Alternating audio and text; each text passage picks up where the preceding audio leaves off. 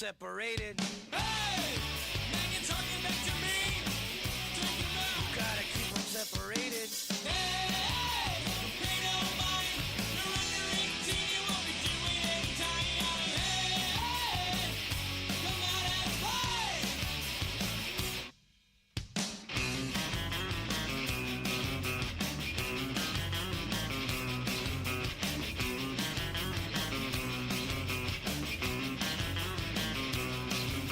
It goes out the same as 1,000 before. You're scared as water, no one's running a store. You're never in this free of death and violence and hate. He's gonna tie your old rope, tie your old rope, tie your old. Hey!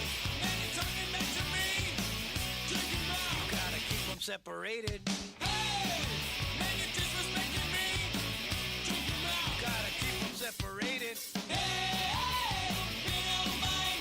You're under 18. You won't be doing any time. Hey! Come on and play.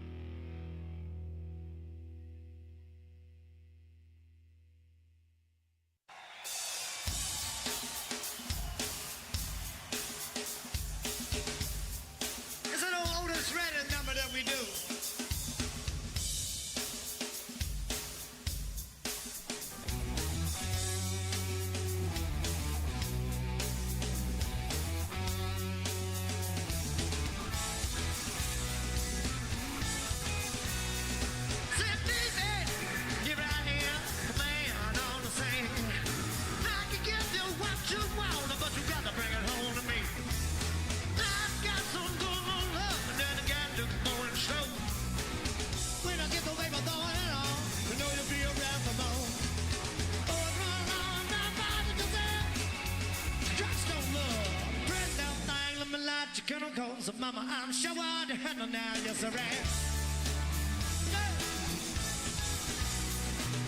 Not just speak loud in the world, but I'm a man with the greatest fear. Got to knock on me, but I love you better than him. Take my hand, don't be afraid, I'm gonna prove every word I say. Advertise the love for praise so you can face it there with me. But one long time I deserve. Tips in love. That little thing with my life, you can't call so mama, I'm sure hard to handle now, yes I am. Hey, hard to handle that. See, baby, here I am, a man on the scene. Give me what you want, but you got to bring it home to me. There's a good little love and then I got a little more in store. When I get the baby throwing it on, know you'll be around for more. Boys run, not to present. Tips and love, pretty little thing in my life, you can't recall. So mama, I'm sure hard to handle now, just a man. Yeah, hard to handle, baby. Get it.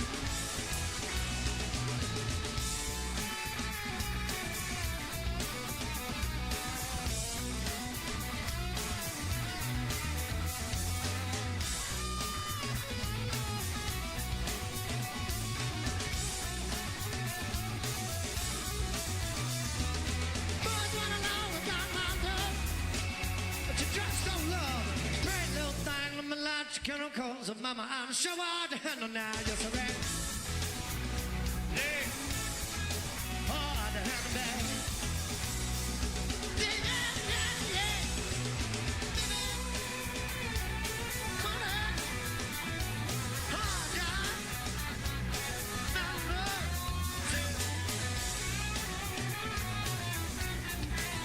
little banana, still hard to find it out. Oh yeah.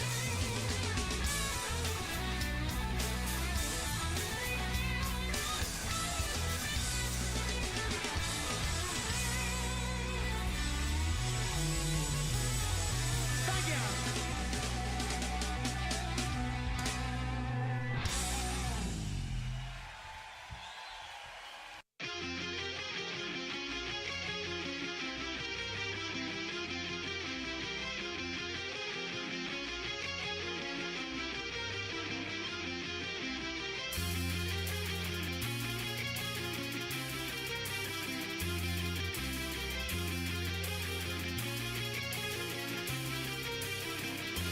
Now that you're out of my life, I'm so much better. Thought that I'd be weak without you, but I'm stronger. Thought that I'd be broke without you, but I'm richer. Thought that I'd be sad without you, I laugh harder. Thought I wouldn't grow without you, now I'm wiser.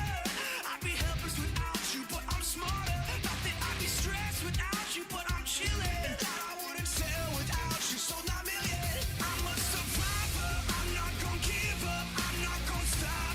I'm gonna work harder, I'm a survivor, I'm gonna make it, I will survive, keep on surviving, I'm a survivor, I'm a survivor, I'm a survivor, I'm gonna make it, I will survive, keep on surviving. Thought I couldn't breathe without you, I'm in heaven. Thought I couldn't see without you, perfect vision. Thought I couldn't last without you, but I'm lasting. Thought that I would die without you, but I'm living. Thought that I would fail without you, but I'm on time. Should be over now, but it won't stop. Thought that I would self-destruct, but I'm still here. Even in my years to come, I'm gonna be here. I'm a survivor. I'm not gonna give up, I'm not gonna stop. I'm gonna work harder, I'm a survivor. I'm gonna make it, I will survive. Keep on surviving, I'm a survivor. I'm a survivor. I'm a survivor. I'm gonna make it, I will survive. Keep on surviving. Wishing you the best, pray that you are blessed. Much success, no stress, and lots of happiness. Not gonna blast you on the radio. Not gonna lie to your family, no. Not gonna hate you in the magazine. Not gonna compromise. Not gonna diss you on the internet. No, I'ma try to be better than that.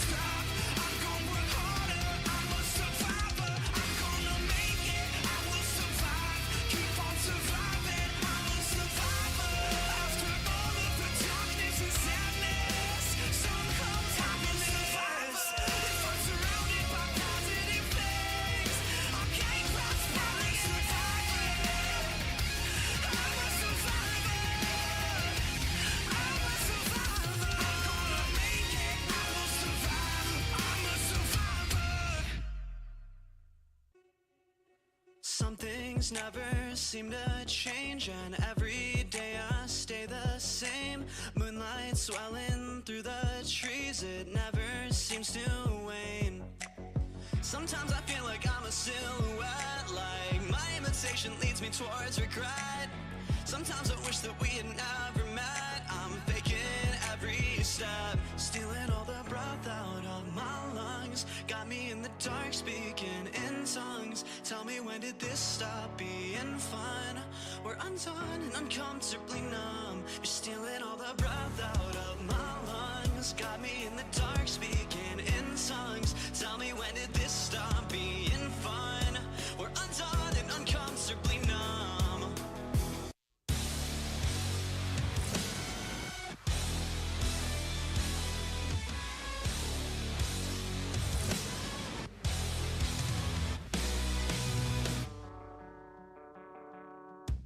Disconnected, out of mind, I'm unaffected by the times. Misdirect me on a dime, break me with something slight.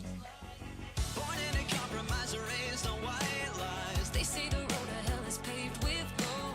At 25 I feel content with caution, dodging my halo, dodging my halo, dodging my halo. You're stealing all the breath out of my lungs. Got me in the dark speaking in tongues. Tell me, when did this stop being fun? We're undone and uncomfortably numb. You're stealing all the breath out of my lungs. Got me in the dark speaking in tongues. Tell me, when did this stop being fun? We're undone and uncomfortably numb.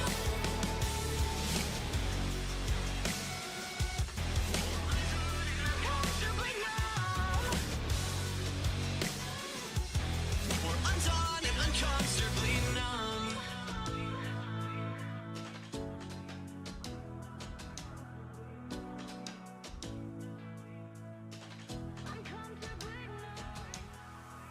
The seasons change, we stay the same, so we're blue in the face. I need the pain to soothe my brain. You're stealing all the breath out of my lungs. Got me in the dark speaking in tongues. Tell me, when did this stop being fun?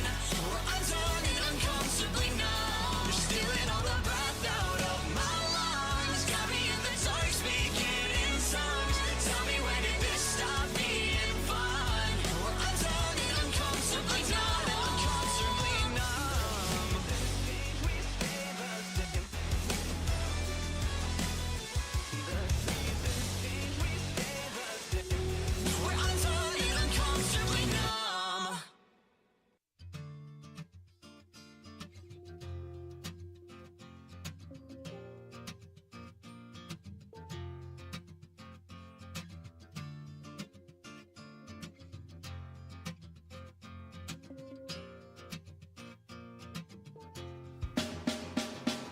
I know she said it's alright, but you gon' make it up next time. I know she knows it's not right. There ain't no use in lying. Maybe she thinks I know something. Maybe she thinks it's fine. Or maybe she knows something I don't. I'm so tired. I'm so tired of trying. It seems to me that maybe it pretty much always means no. So don't tell me, you might just let it go.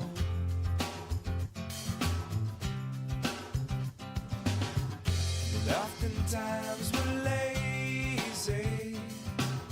It seems to stand in my way. 'Cause no one, no, not no one likes to be let down.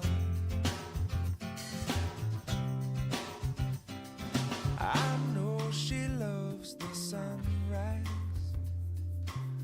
no longer sees it with her sleeping eyes. And I know that when And she said she's gonna try. Well, it might not work because of other ties. And I know she usually has some other ties. And I wouldn't wanna break 'em, I wouldn't wanna break 'em. Maybe she'll help me to untie this, but until then, well, I'm gonna have to lie to her. It seems to me that maybe it pretty much always means no. So don't tell me, you might just let it go.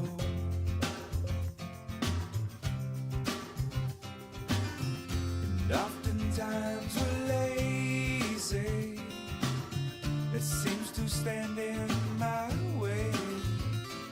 'Cause no one, no, not no one likes to be let down.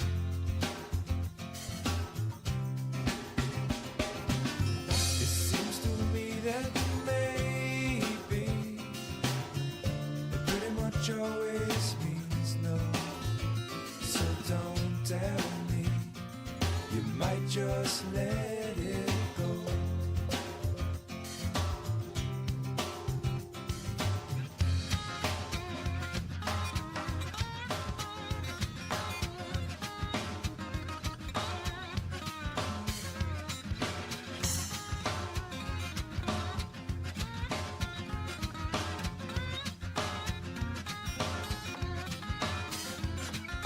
Harder that you try, baby, the further you'll fall.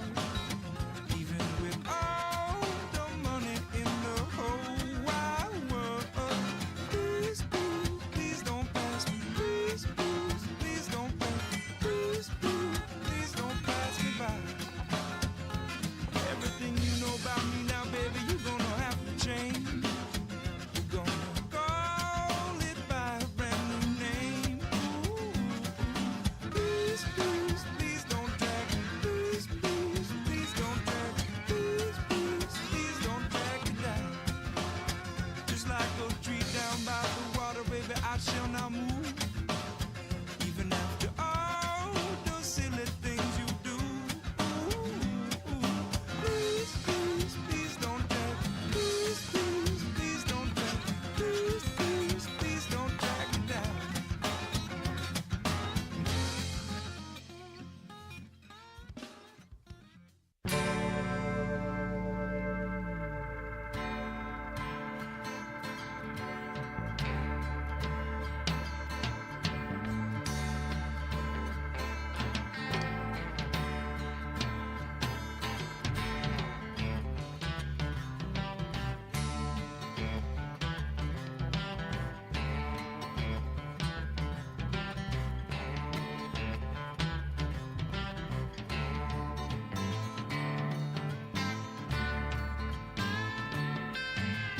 All I know is something like a bird within her saying.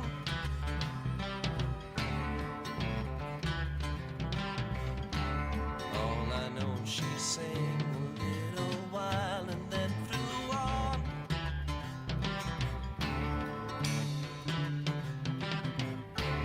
Tell me all that you know, I'll show you. Snow and rain.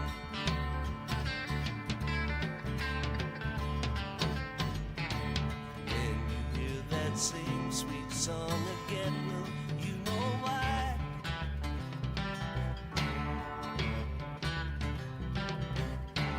Anyone who sings a tune so sweet is passing by.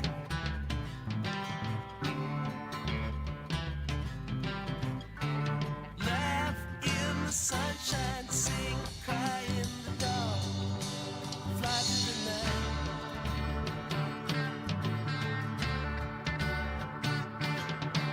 Don't cry now. Don't you cry. Don't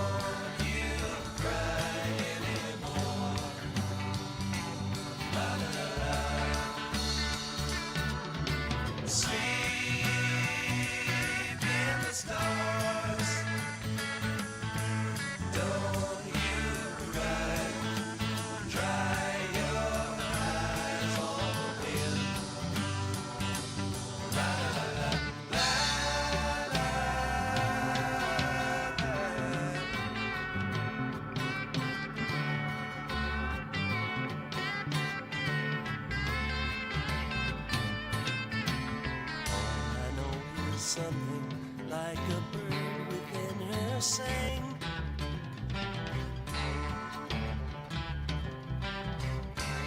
All I know, she sang a little while and then flew on.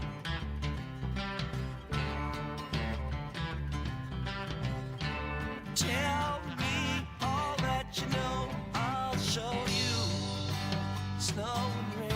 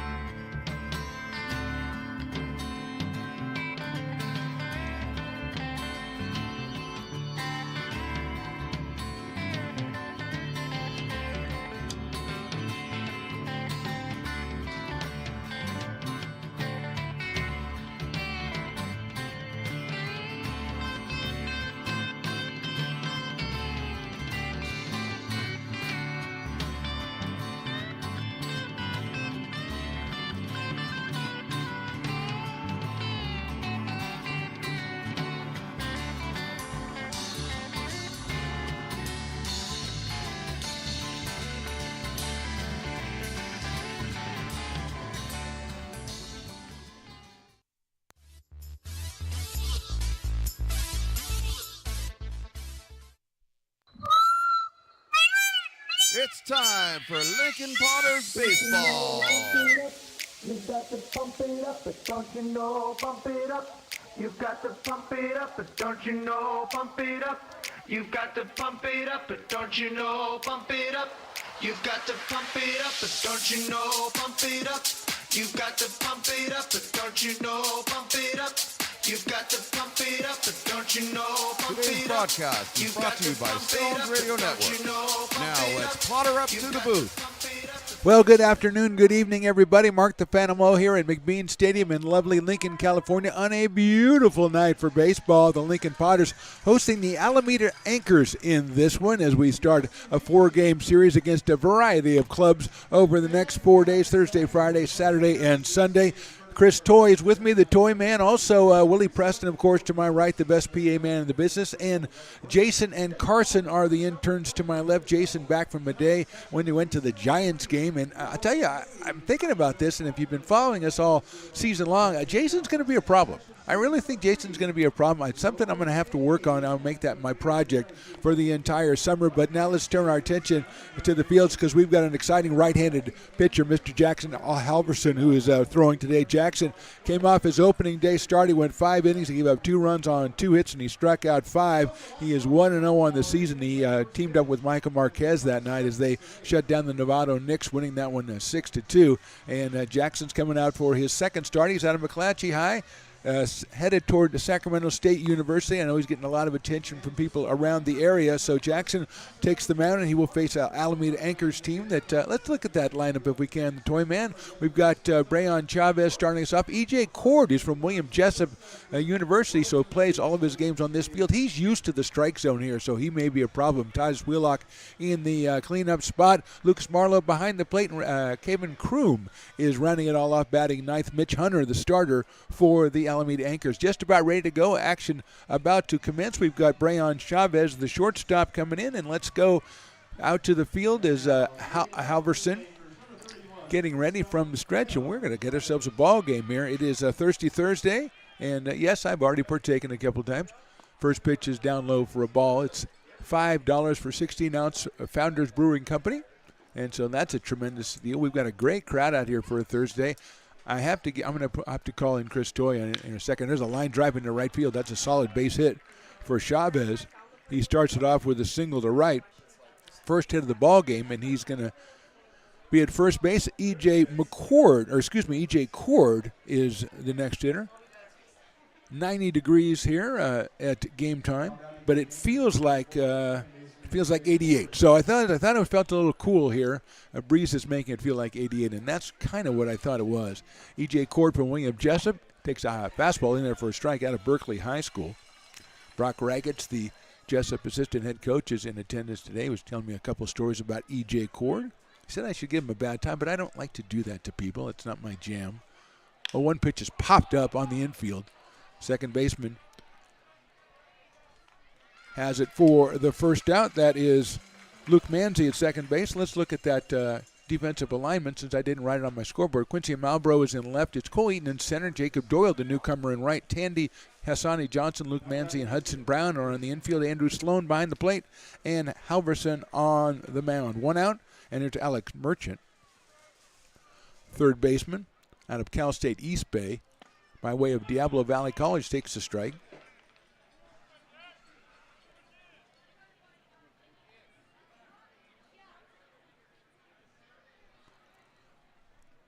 Chavez at first. Not a big lead by Chavez. Next pitch is a breaking ball. A beautiful pitch that's in there for a strike.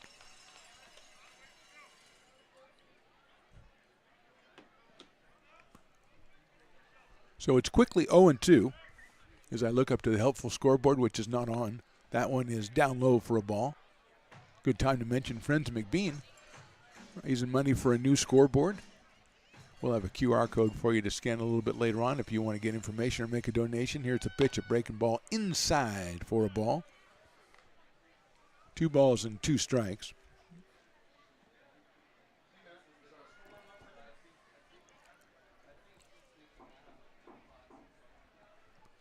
Two pitch on the way. Breaking ball's chopped. It's going to be a tough play at third base for Tandy. Jake has it across the diamond. I think he got him at first base. Yeah, nice play, Jake Tandy. Gunning it across the diamond to get Merchant, who got down there pretty quickly and made it very close at first base. Going to second is Chavez, but now 2 down here in the first, and Titus Wheelock, the designated hitter, will be the batter. Titus coming to us from Modesto Junior College. Kind of stayed local, started out at Modesto Christian, went to Modesto Junior College, and now he's making the big trip up to Lincoln here to play against the Potters. He settles in against Halverson with 2 outs and a runner at second base. Just underway here on a beautiful night. 90, feels like 88. Breaking ball catches the outside corner for a strike. Tuesday was very empty down at the VIP section, but it's packed again tonight in the Kiln down the first base line. 0-1 pitch. Fastball is outside. Brick and Barrel backyard beer garden. Looking tremendous down there. Many patrons. It's early. You get your beer now. You go sit down. You settle in. Got Fat Cat down there dealing with dogs. Breaking ball's chopped to third. Tandy has it to fight the sun. Going to take his time. He throws it high over the head of the first baseman, and that's going to go down the line, and Chavez will score. Wheelock makes it into second base. So an unearned run, but a run nonetheless, as Wheelock makes it to second. It was Tandy had to fight. We talk about the sun affecting the left side of the field for the first maybe 2/3 of the game. That time, Tandy fought the sun, but I think he took maybe a little bit too much time to get ready to gun that one. It was a little bit too high. Got it over Hudson Brown, which is not an easy thing to do at first base. Hudson about 6'4" over there. So a run is in for the Anchors. They lead it 1-0, and here is Caleb Catalano out of Saddleback College. Right-handed left fielder. Takes inside and low for a ball. Dayton Guzman will follow Catalano if he can keep the inning going as Wheelock is out at second base.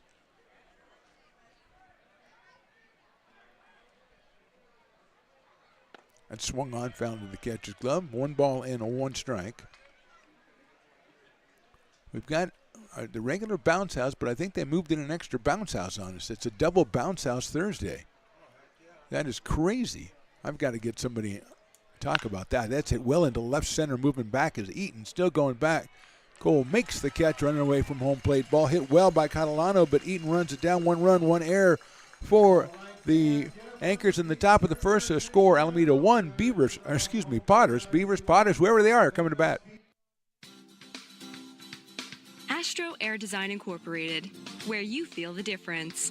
We are a locally owned and operated heating, air conditioning, and custom sheet metal company committed to the highest quality of craftsmanship at a competitive price. Our trained and certified technicians have the knowledge and experience required to install, maintain, or repair your home comfort solutions. Our upfront pricing gives you the peace of mind because you know your price is locked in. Call Astro Air Design Incorporated today. Here in Michigan, we do more than just survive the winter. We thrive during it. You simply can't keep us away from what we love most: great times and amazing beer. The snow transforms the landscape and lays the path for adventures yet to be had. Trails ready to be explored, and freshly groomed hills ready for the first run of the day. And later, as the sun descends, it's time to unwind with great conversation and even better friends. Experience a taste of Michigan winter with Founders Brewing Company, born and brewed in Michigan. Bottom of the first inning, Anchors on top 1-0. Potters coming to bat. Let's take a look at the Potters batting lineup, if you will. It's Hassani Johnson and Cole Eaton, who started off, made their debuts on Tuesday and reached base 12 out of 14 appearances. Hudson Brown hitting in third. Jake Tandy with the home run on Tuesday. He has been the big hitting star so far. Jacob Doyle, the newcomer in right field. JT Walden, the Potter legend, comes back to play for Lincoln once again. Sloan, Manzi, and Marlboro rounded out. And, of course, Jackson Halverson is our pitcher. So here is Hassani Johnson, 1 for 2. He scored 3 times. He walked 3 times. He was hit by a pitch. He was on base all the time. And he will lead us off, followed by Eaton and Brown here in the bottom of the first inning as the Potters gave the Anchors a run, spotted him a run with a throwing error by Tandy at third base. Actually, tonight we're going to have Lincoln's own Evan Oden. And we do have Piper the Peacock is in the building and has made his first appearance already with that bright new blue outfit. You got to come out here if you haven't seen him yet. If you're used to Piper in a kind of a, I'm not going to say dingy orange, but it didn't pop. Let's put it that way. It's a natural orange, so to speak, which means it looks like dirt. He has the new blue, and he has, I think, a jauntiness, Chris Toy, that I think the fans will be impressed with kind of a youthful exuberance, if you will. I don't know that he went to Sweden and got some transfusions. I don't know how that works out, but he looks very, very robust and ready to go. And of course, as always, something to tune in for the 6th inning, and we'll cover it as much as we can. The Piper Dance Contest that he conducts every 6th inning is just tremendous. But we go back to the field with Hassani Johnson, left-handed shortstop out of Franklin High School and University of Louisiana Monroe, against Mitch Hunter out of Vanguard University, the right-hander. Approaches it from the stretch.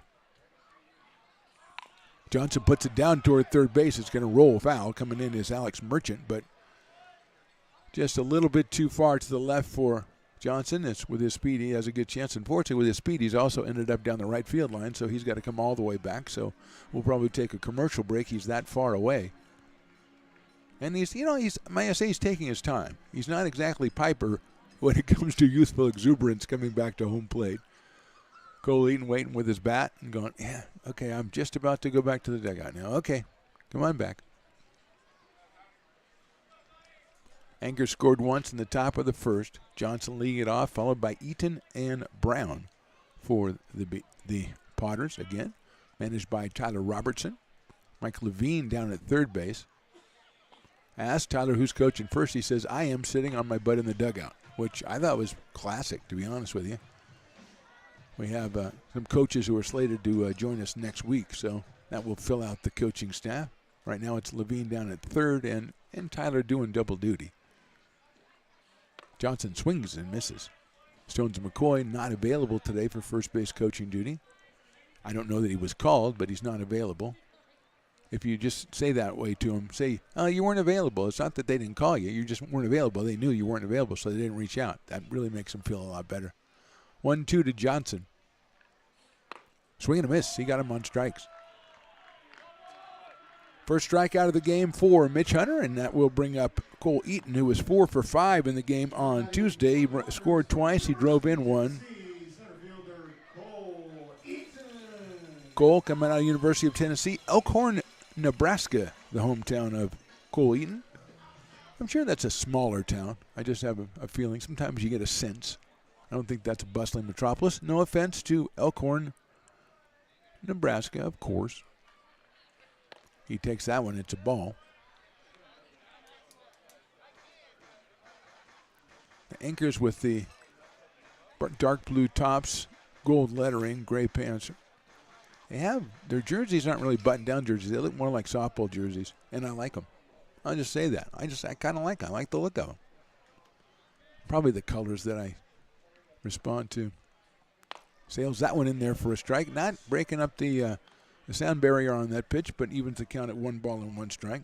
6,000 is, oh yeah, it's in Douglas County, I knew that, but 6,000 for the population, thanks to my Wikipedia buddy, Mr. Chris Toy. That one also in there for a strike. Cole steps out to, I think, kind of contemplate things. That was two kind of weird-looking strikes. Oh, so that's at the 2000 census. I think it's way more than that now. Yeah, okay, good. We'll have to ask Cole about that. Outside for a ball. That was annexed into Omaha. Okay. It was, of course, named after the Elkhorn River, which I think I kayaked at one time when I was younger. Oh, 1867, Union Pacific Railroad was instrumental in getting it set up.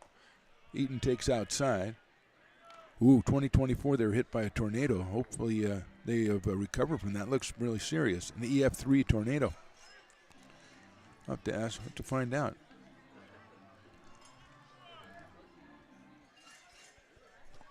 Full count. That's inside ball 4. So Eaton with the base on balls. He is at first base, and he gets on base a lot, and that'll bring up Hudson Brown. Hudson 4 for 15 on the season. He had a big game on Tuesday. Hudson was 3 for 6. He scored twice and drove in 3, so he found his mojo on Tuesday. Hopefully he's brought it with him today, as he's got Eaton at first and one out. He's going to have to get used to the Hunter offerings, which are a little bit slower than maybe they're used to so far. From up here, that is. I'll have to check. I don't want to check with Jason on the track, man. Swing and a foul ball into the catcher's glove. Whenever he's throwing, it's mystifying the Potters hitters. 0-1 on Hudson Brown.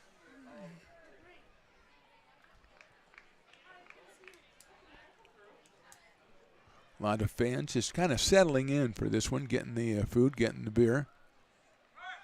There goes the runner and pitches outside. The ball is thrown. A nice throw down to second base by Marlowe, the catcher, but it was not in time. It was a great pitch to steal on. We'll take a look at the defensive alignment after this batter for the Anchors. As, again, Marlowe came up, but I didn't think he had a chance because the pitch didn't have a lot on it, but he gunned it down to second base. Court applied the tag, not in time.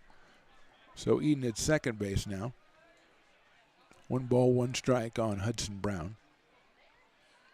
Fastball, that's a good-looking pitch on the outside corner right there, 1-2.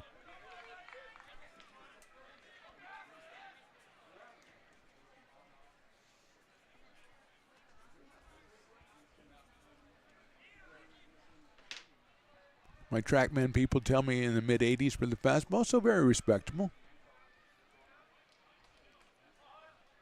1 ball and 2 strikes. That's in the dirt. It's going to get away from Marlowe and go back to the screen, so Eaton will go to third. That's a wild pitch. He's 90 feet away from tying this game, and Hudson Brown now with a 2 ball and 2 strike count.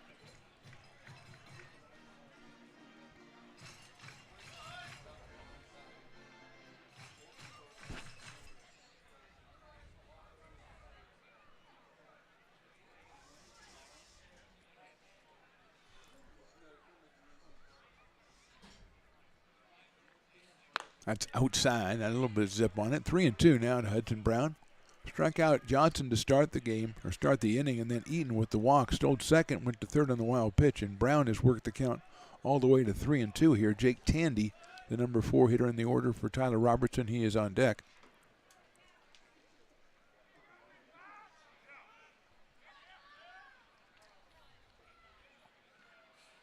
Fouls that one back to the screen, so staying alive is Hudson Brown.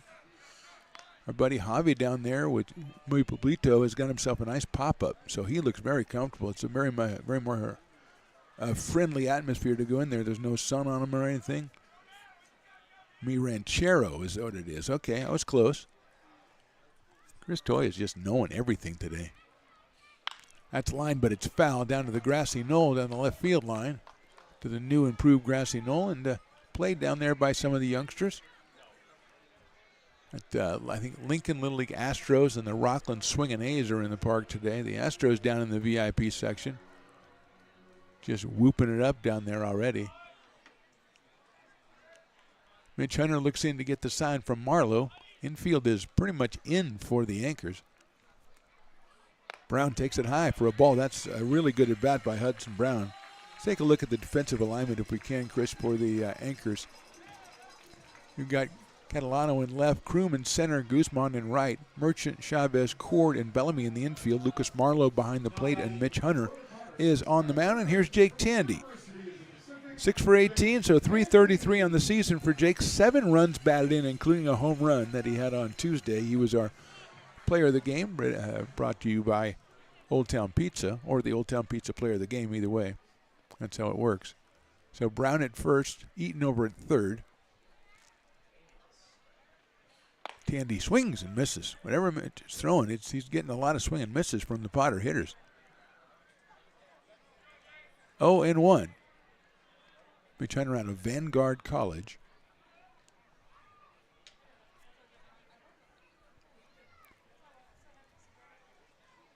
Oh, 1. Tandy takes in there for a strike. 0-2.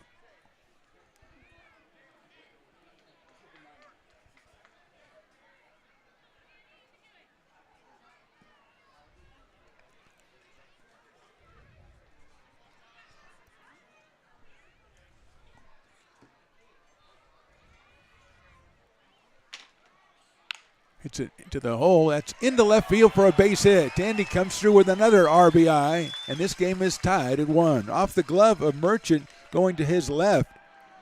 Eaton would have scored anyway. Brown goes to second. Tandy to first, picks up RBI number 8 on the season, and with first and second and just 1 out, Jacob Doyle will make his first appearance for the Potters, the big right fielder out of the University of Nevada, Reno. So Jacob Doyle at the plate, 2 on, 1 out. Tie score here. A strikeout, a couple of walks, and a single. Sales went up there outside with a breaking ball. 1 ball and no strikes on Jacob Doyle. He's followed by J.T. Walden making his return, and what a tremendous Potter he has been, the left-handed hitter.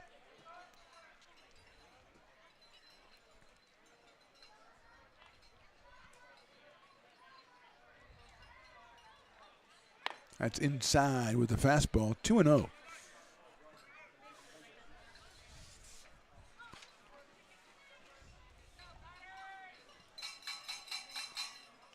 Jacob Doyle, slightly open stance from the right side.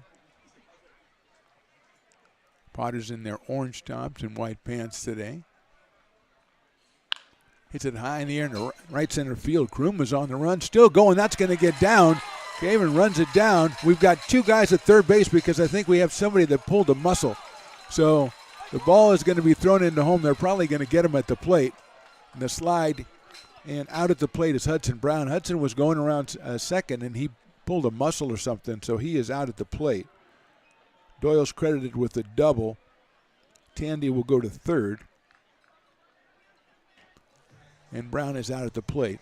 Not much he could do because he pulled the muscle, and all of a sudden Tandy was on his back, so he did the right thing. He just kept on going. But the Anchors got it together and threw him out at the plate, so 2 outs. Nice hit by Jacob Doyle, though. Slice that one in right center. Kroom made a good play to get to that one before it got to the fence. That was the key to it, and he got it back in. Here is J.T. Walden. Takes outside for a ball.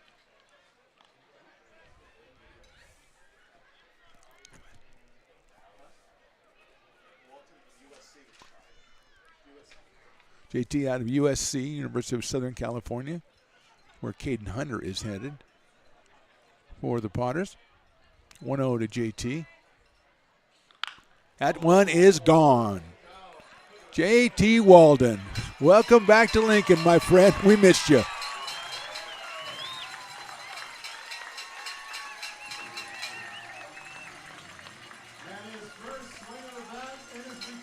That's the way you come back to a team. They say, oh, JT's coming back. That's awesome. Gone. See you later.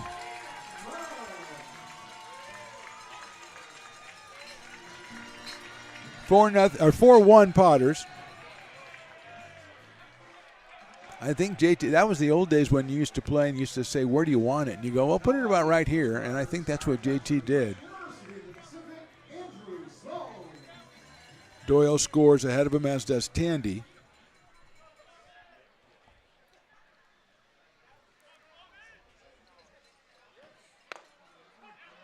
It's not often that I get to know right away.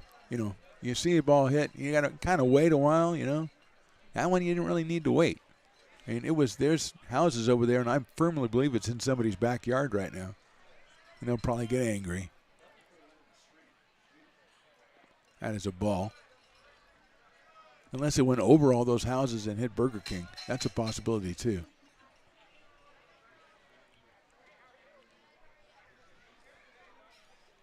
One and one on Andrew Sloan, the catcher out of UOP. Takes a high fastball, 2-1. Luke Manzi to follow Andrew, and then Quinn Malbrough, who's batting in the number 9 spot for the Potters in this one. They have struck for 4 runs in the inning. A RBI single by Tandy, a 3-run home run by J.T. Walden. The downside is hopefully Hudson Brown isn't out of commission for too long. Andrew takes ball 3. Great crowd out here on a Thursday night. It is a thirsty Thursday, and that does appeal to the denizens of Lincoln, if you will. And there's a double bounce house day, which I've got to get to the bottom of, Chris Toy. There's got to be a reason for that. Of course, it is Carlin C. Coppin night, I think, here. Their principal threw out the first pitch and did a heck of a job. 3-1. That's inside, ball 4. She did what I call a Brock Raggets. She bounced it across the plate, but it was a strike. So that's what we named that one for Brock. It's a cricket strike, exactly. So Sloan with the walk. Luke Manzi will be the hitter. Luke made his debut the other day. He was 1 for 4, had a 2-run single late in that game.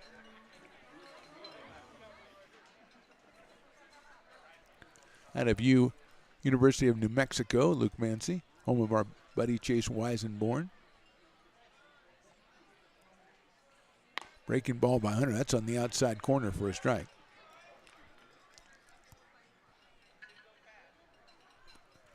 Eighth Potter to bat in the inning. 4 runs across the plate.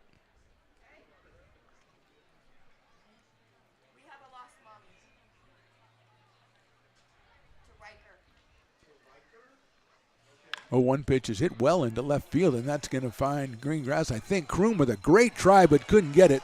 Coming around is Sloan. They're going to hold him at third, and pulling into second is Manzi.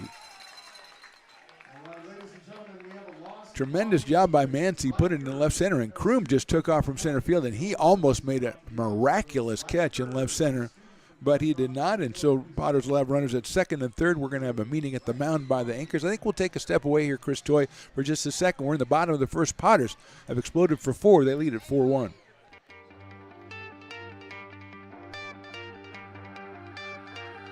Gooseport Public House. We have sports on 10 big screen TVs, 23 beer taps with classics and crafts, a full bar with creative craft mixed drinks, live music, and most importantly, great fresh food. In downtown Roseville off Vernon Street. Only 15 minutes from the ballpark. See ya at Gooseport.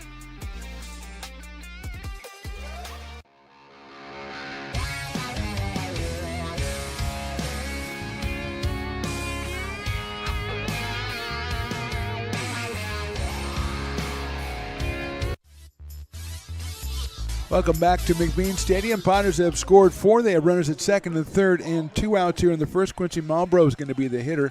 Mitch Hunter still out on the mound for the Anchors. Quincy, a right-hand hitter, playing in left field today. Played center in the opening series. He is out of Folsom Lake College. Had a great year for the Falcons, hitting almost 360 for Folsom Lake in the Big 8 Conference. He's got 2 runners on and 2 outs here. Potters gave up an unearned run in the top of the first, and they've made up for it. That's hit well to right field. Moving over is Guzman. He's got a beat on it, makes a nice running catch in right center field. So Quincy hit it well, but a good play by Guzman. 4 runs on 4 hits. We go to the top of the second. Potters now on top, 4-1. When it comes to your home's maintenance and repairs, Jeffers Resource Group has you covered. Our handyman services offer a comprehensive range of expertise, from minor carpentry to drywall, electrical and flooring for property managers, landlords, and renters alike. We ensure that every job is completed to the highest standards, so you can have peace of mind. Contact us today to discover how Jeffers Resource Group can help keep your home in top shape.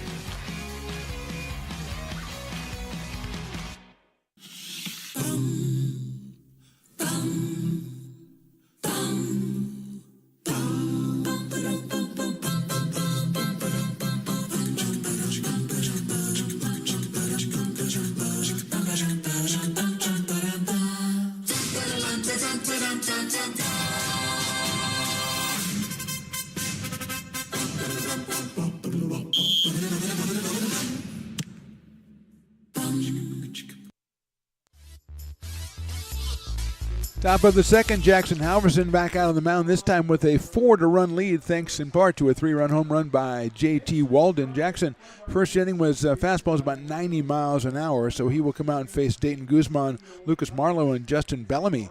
The first three hitters for the Anchors, 6, 7, and 8 in their order. Kevin Kroom is hitting in the 9th spot. Guzman with a fine catch to end the bottom of the first. He will lead it off. He's out of Modesto Junior College by way of Modesto High School. As Halverson continuing to loosen up out there. Coming up in the middle of this inning is the the race, where Piper hopefully will lose, but I don't know, he's been showing some good form so far this season. So you never know when he will surprise you and get a W. But so far, he's been losing well. Tyler Robertson's me. Let's check out first base and see if Hudson Brown is still in and see if there's a new first baseman. So I do think we're going to have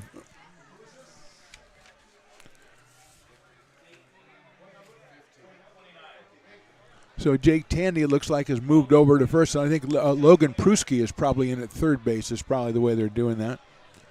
So Tandy moves over to first base. And I think Pruski is at third now. Is that number 13? Yeah, Pruski will take over at third. So Pruski will take over the number 3 spot in the batting order, and we'll endeavor to get some word on Hudson Brown as soon as we can. He's in good hands with Emma down there, though, in the dugout, so hopefully it'll all work out. Guzman will start us off here in the top of the second. Swings and fouls that one into the catcher's glove. 0-1.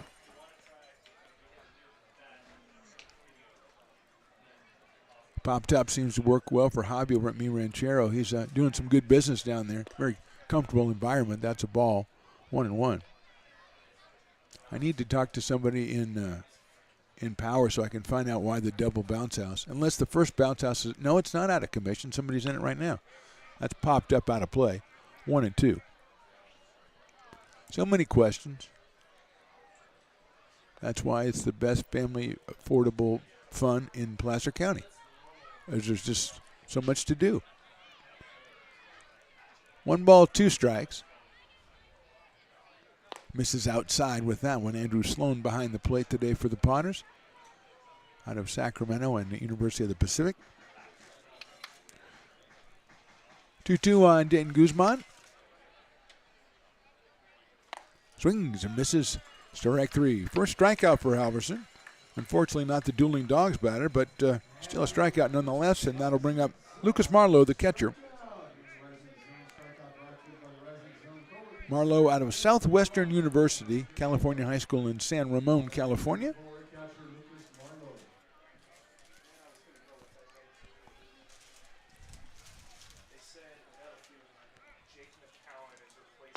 That's in there for a strike.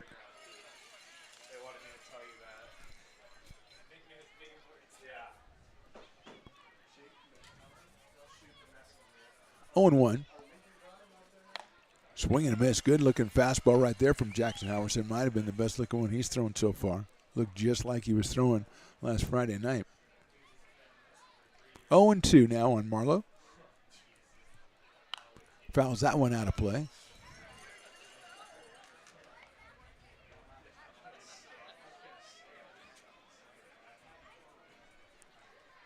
No balls, 2 strikes, 1 out, top of the second.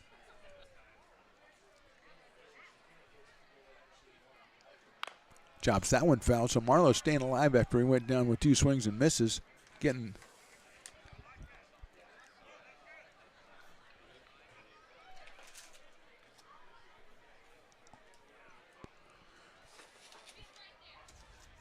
that's it sharply out towards short. Johnson has it now. He drops it, and it's going to be an error. Went off the edge of his glove. Second error for the Potters infield so far today. And with 1 on and 1 out, Justin Bellamy will be the hitter. Out of Cal Lutheran. Marlowe at first base.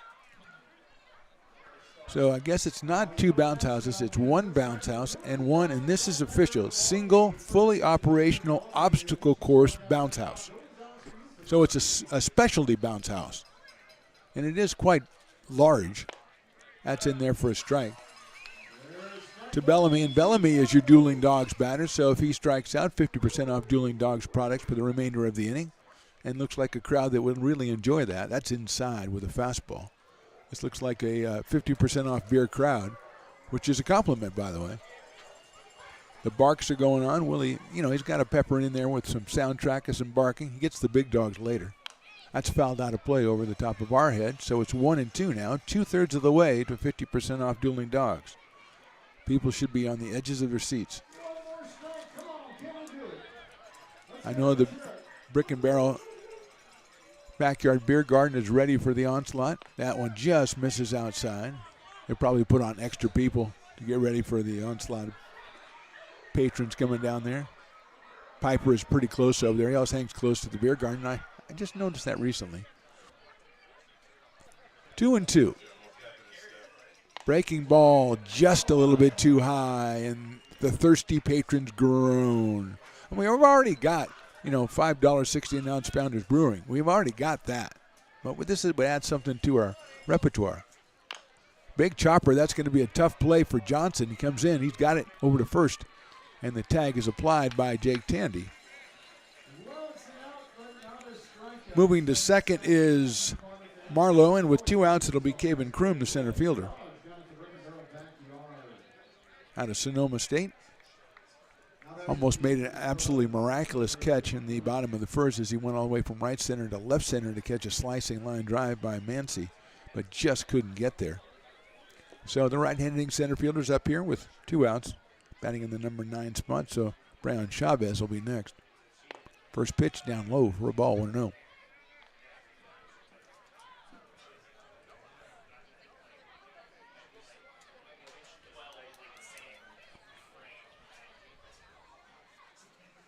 That's in the dirt. Nice job by Sloan to smother that one and keep the runner at second base, but it's 2 balls and no strikes now.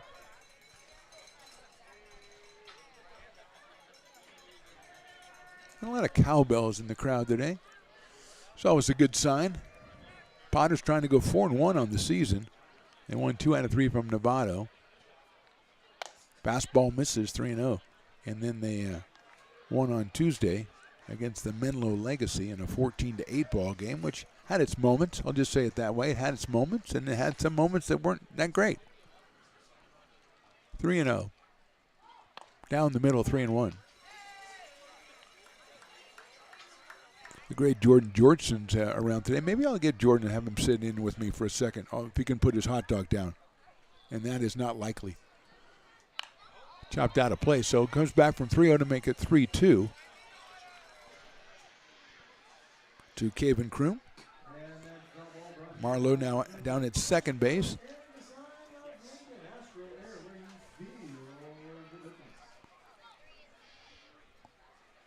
Fastball too high. And Kroom will get the base on balls. First walk given up by Jackson Halverson. And that'll bring up the leadoff man, Brian Chavez, who hit a line drive single to right his first time up. So he is 1 for 1, scored a run in the top of the first inning. Out of Hollister High School and Cal State Monterey Bay. Playing at shortstop for the Anchors. He's got 2 runners on and 2 outs here. Halverson in his opening outing, 5 innings, 5 strikeouts, and 3 base on balls. That's popped up right side. Might be playable for Jake Tandy over by the dugout. Keeps going. and makes the play. That's an excellent catch by Tandy, going almost straight back and making the catch. Good job by Jake. No runs, no hits, one left. We go to the bottom of the second. Potters lead this one 4-1.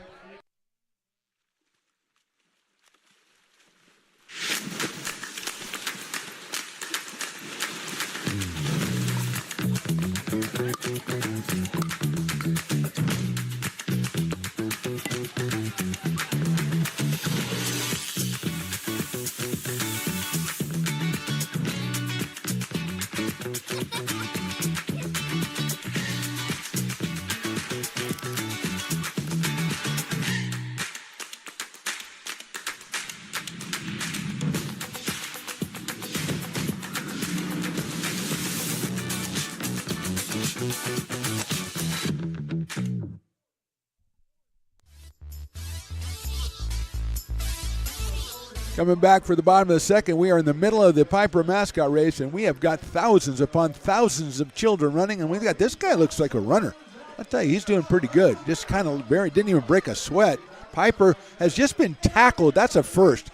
Kid knocked him down, now helping him up. What a fine child. And now running along with Piper, kind of making Piper feel good. That kid's going to be a therapist. Now Piper is falling down, and the kid helps him up. There's fantastic job. Wonderful. We need a recruiter to get that kid into a therapy program right now. He's going to help others for his entire life. Excellent job by that young man helping Piper, as poor Mitch Hunter has to wait for that, can we say, that farce to play itself out? I think we can say that in a good way. It'll be the top of the order for the Potters, who batted around in the bottom of the first. It started off with the Johnson strikeout, then a walk to Eaton, a walk to Brown. Tandy with a ground ball single to left scored one. Doyle doubled, but thrown out at home was Hudson Brown. Then a 3-run home run from J.T. Walden. Then a walk to Sloan, a double by Mancy, and Marlboro flied to right on a fine play by Guzman in right center field. So that's how the Potters went through the first time. Let's see how they do it the second time with Hassani Johnson coming to the plate. The shortstop out of Franklin High down in Elk Grove. Struck out his first time, so he is 0 for 1, 1 for 3 on the season. He made his debut on Tuesday in the Potters win over the Legacy. Legacy is back tomorrow night, as a matter of fact. That's a 6:35 start, and it is, man, it is 90s night and Pokemon night. I don't know about if you're in your 90s, you get in free. I say you do, but I don't think that's the thrust of the evening. I think it's about the 90s. So the music and the fashions and everything, and the Pokemon goes hand in hand with that. So I don't exactly know what's going to happen, but I'm really looking forward to it. Johnson takes inside. I don't know if Pokemon make personal appearances. I don't know about that. I know Willie's putting together a killer soundtrack from the 90s, which, yes, will have some Backstreet Boys. I mean, you gotta give the people what they want, right? 1-0 on Hassani Johnson. Hits that one out into center field. Kroom covering a lot of ground. He is there in right center and makes the catch. One away, and Cole Eaton will be the hitter.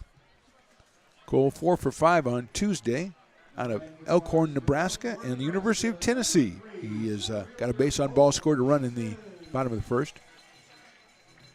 Cole playing center field for the Potters.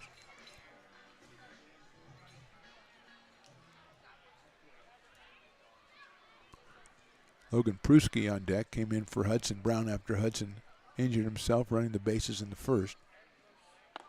Eaton swings and misses.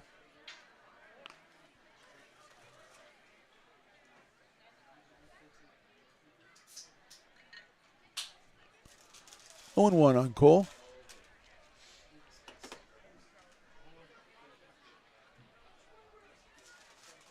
Hunter Sales went inside. It's a good job changing speeds. Trying to put that one on the inside corner just a little too far inside. Throwing the ball about 84 in the first inning. A lot of break on the breaking ball, which came in about 70.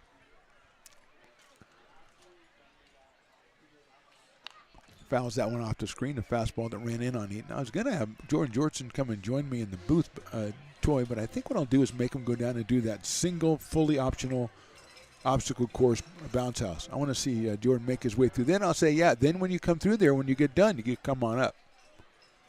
What do you think? Yeah, I like it. Hit sharply to the left of the third, picked up by Merchant over there. Throws it across the diamond, but he's going to pull Bellamy off at first base, and Eaton is safe on the error. First error for the Anchors. Eaton will be on first, and here's Logan Pruski.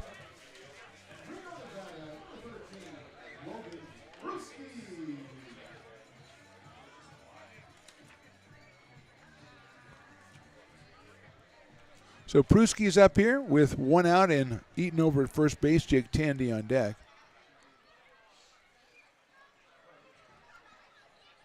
Going to get a new baseball.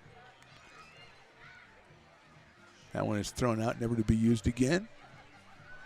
Activity for the Anchors in their bullpen.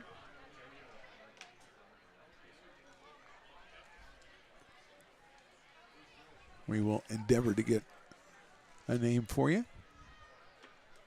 Good lead by Eaton at first base. There's a pitch. Down in the dirt. Good block. That's Marlowe behind the plate. That one easily could have gone to the backstop, so it's 1 ball and no strikes.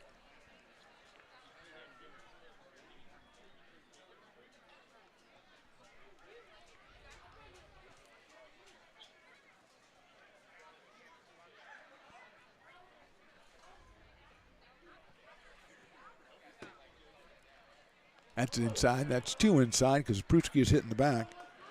So he'll go down to first base. Potters with 2 on and 1 out, and that'll bring up Jake Tandy, who bounced a base hit through the left side his first time up, picked up his 8th run batted in of the season. Jake started off at third, moved over to first today.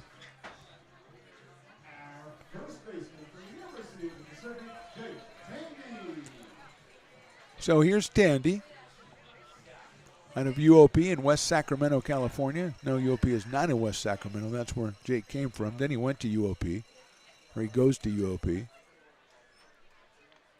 He's got 2 on and 1 out.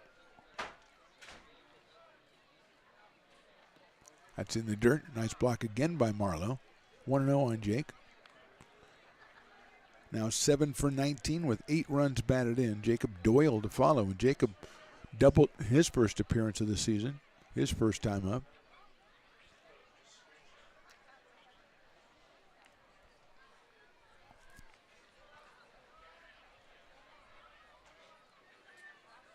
One-0 pitch. Foul back by Jake Tandy. Evens it up at 1 ball and 1 strike.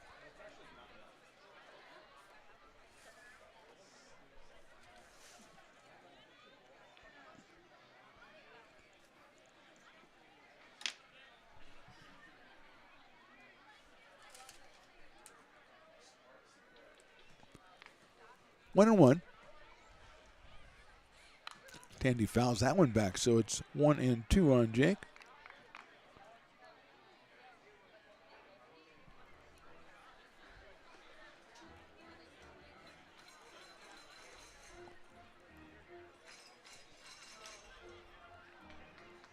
Beautiful night for baseball out here at McBean Stadium. Temperature was 90 at first pitch. A little bit cooler now. Very nice. Tandy swings and misses at an off-speed pitch. It's good pitching by Hunter on that one to get Tandy swinging. 2 outs. And Jacob Doyle, who sliced a double into right center field his first time up.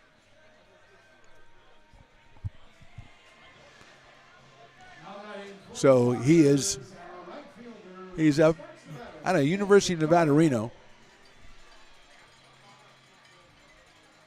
Kroom in center field, playing in left center, slightly in left center, but he covers so much ground out there, I don't think it matters where he starts. JT Walden on deck. Swinging a miss and an off-speed pitch. I don't know, it's a lot of good pitches. Just the one to JT Walden didn't work out in the first, but otherwise, he's got the Potters off balance, good location, and good change of speeds. 0-1 on Doyle. Base hit left field. Picked up Catalano and left. They're going to send the runner coming around second. The throw will be cut off, and he is safe at the plate. And we have an RBI single for Doyle. He's 2 for 2 in his debut as Eaton scores. Stopping in second is Logan Pruski, and that brings up JT Walden. And I don't think that's the guy that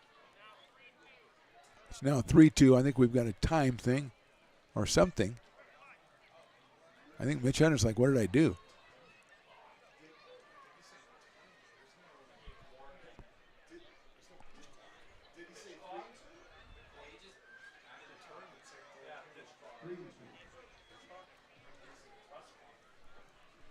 And now we're going to have the manager come in and hopefully ask him what I wanted to know what happened.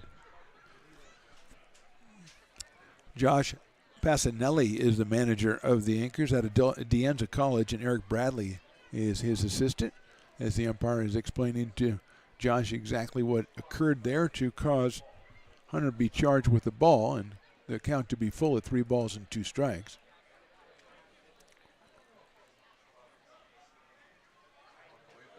So hopefully Sloan understood everything that was happening, and he is still in the moment there as he has to get ready for the 3-2 pitch.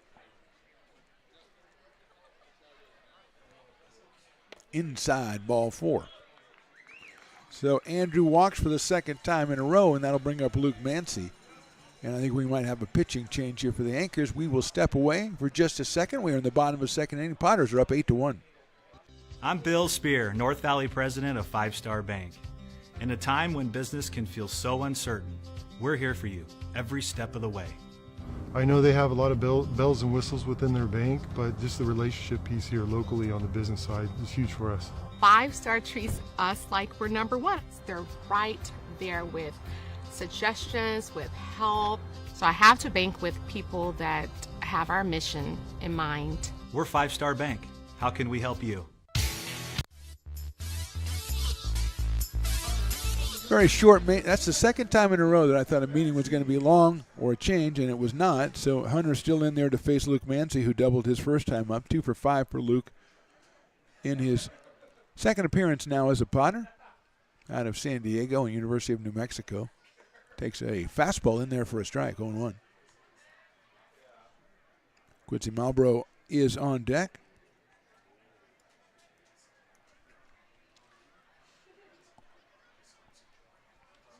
Eighth batter of the inning for the Potters. Mancy check swing, takes in there for another strike. So it's 0-2 on Luke.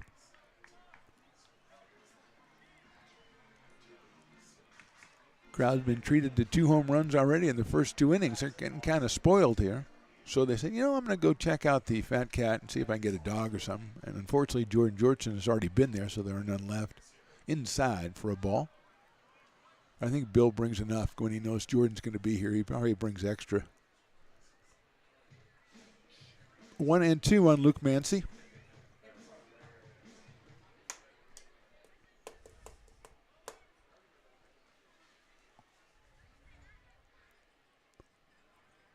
Very short lead at first base by Sloan. Mancy pops that one up out of play. Got a high fastball.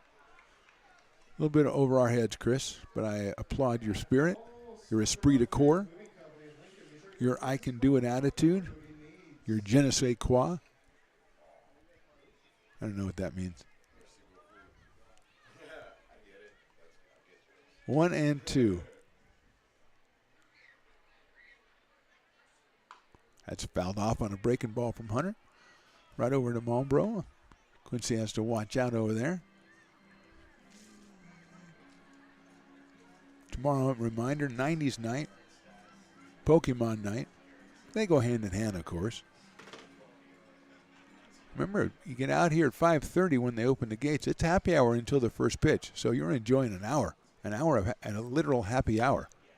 Line down the left field line, but that is foul under the grassy knoll, and hopefully that person was paying attention. There you go. So that is a new thing this year, and I commend that even though it wasn't my idea.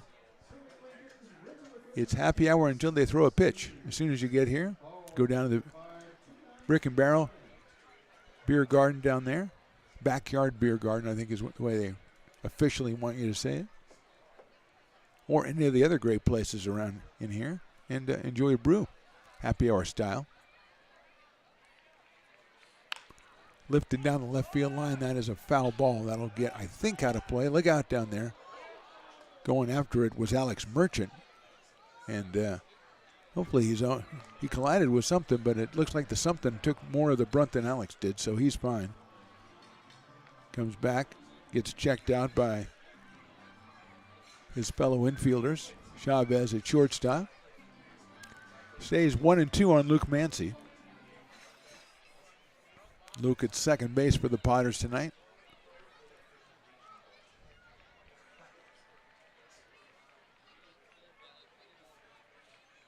Off-speed pitch is low. 2-2.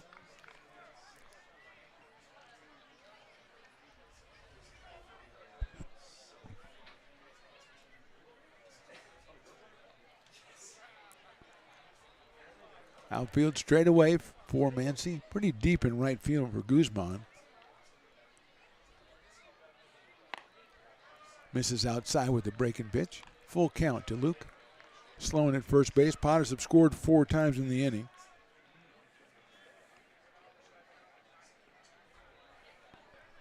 RBI single by Jacob Doyle and a 3-run home run by J.T. Walden.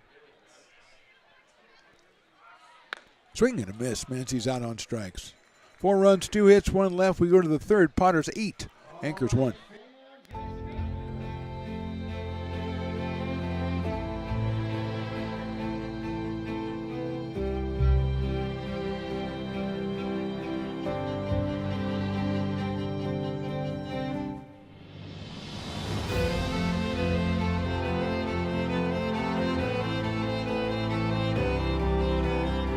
Situated on the corner of Lincoln Boulevard and 5th Street, this iconic building has been the home to several hotels over the decades, the most famous and longest running of which was the Lincoln Inn. Having undergone several renovations and architectural changes, this building is the current home of Old Town Pizza, which boasts not 1 but 2 floors for your dining enjoyment, including open-air seating on the roof. Stop in for a slice today. Or stop by the Lincoln Museum to see the 300-pound cash register that used to adorn the front desk of the Lincoln Inn. For more great history, visit the Lincoln Area Archives Museum and, by appointment only, take their free walking tour of historic downtown Lincoln. Lincoln Inn is a tremendous old relic of Lincoln, California. I know the in-laws used to tell tales of going there in days gone by and perhaps closing the place. I don't know. Not for me now. Close the place is 10:30. So if I stay there till 10:30, I figure, hey, I closed the place. Fantastic. 8-1 Potters, top of the third. Jackson Halverson back out on the mound. The right-hander out of McClatchy High School, headed to Sacramento State University, which is pretty local, actually. It's down on 6000 J Street. E.J. Korn, Alex Merchant, Titus Wheelock will be the first 3 hitters. E.J. popped out to second base his first time up back in the first inning.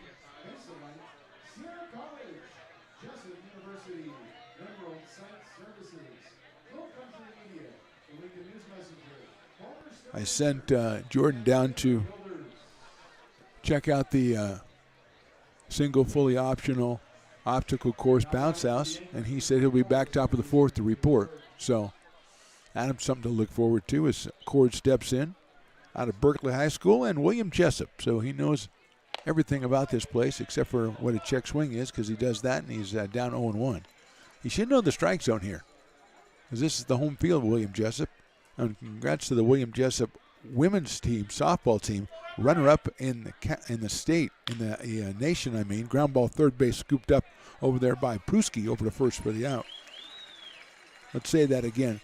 Second place in the nation for the NAIA in their last year at NAIA. So congratulations to the Warriors. The Warriors for that incredible showing. They battled all the way. I think they lost their first game, battled back through the losers bracket, got into the final, and lost the first game of the final 2-0. So great job. Swing and a miss for Alex Merchant. He grounded to third his first time up. That is really well done. The Division I College World, the Softball World Series starting today. And I love it. It's like one of my favorite things. UCLA beating Alabama. Oklahoma looks very tough. Stanford was taking on Texas when I left to come here, so I don't know what happened in that one. Swing and a miss again in Florida against Oklahoma State tonight. It's a great event. A lot of drama in that one. 1-2 to Alex Merchant. out of Cal State East Bay, in the dirt out of Diablo Valley College. Titus Wheelock to follow.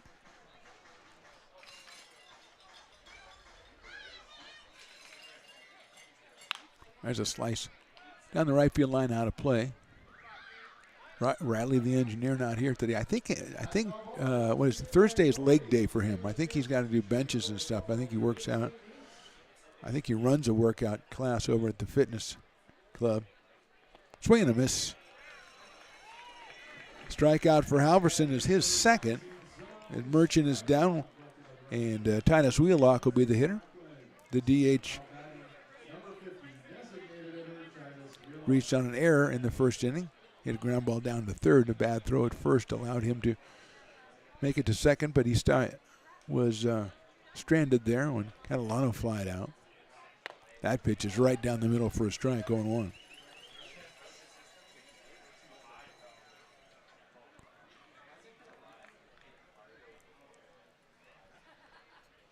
Breaking ball in there for a strike. Halverson gave up a hit to Chavez to start the game. Since then, he has not given up another hit. He struck out 2. The Potters have made 2 errors, but he's managed to pitch around the second one. Swing and a miss. He got him on strikes. Good inning for Jackson Halverson. We go to the bottom of the third. Potters still on top, 8-1.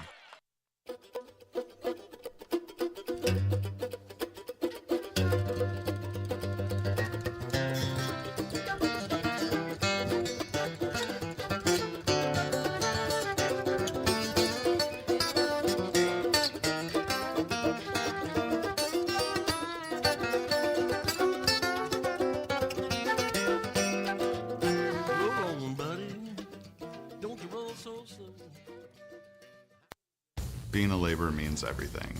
It was what took care of me when I was growing up. It's what takes care of me now. Because of President Biden and the money he's put into infrastructure, the need for our workforce to expand is out of this world. When our members are able to go to work on these big projects that are funded by Biden's economic investments, it means continued growth in their wages, in their pensions, in their health benefits. It means they're going to be able to take care of their families.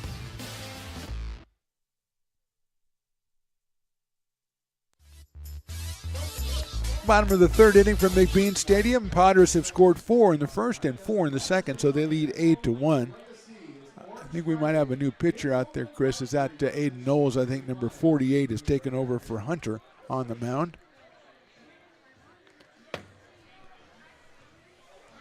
So Aiden Knowles is our new pitcher in this one. He will take on Quincy Malbrough, and then the top of the order, Hassani Johnson and Cole Eaton.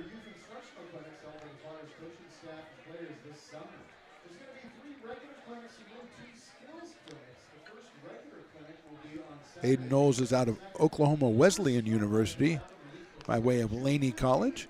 So the right-hander will take over here in the bottom of the third. Potters with 8 runs on 6 hits. Marlowe behind the plate, guns it down to second base, and we're just about ready to get started. Quincy Malbrough hit a fly to right center field his first time up that Guzman made an excellent running catch in right field. So Quincy is 0 for 1 in this one. Playing in left field for the Potters, played center in the opening series against the Novato Knicks. Moved over to left to make room for Cole Eaton. So here's Malbrough.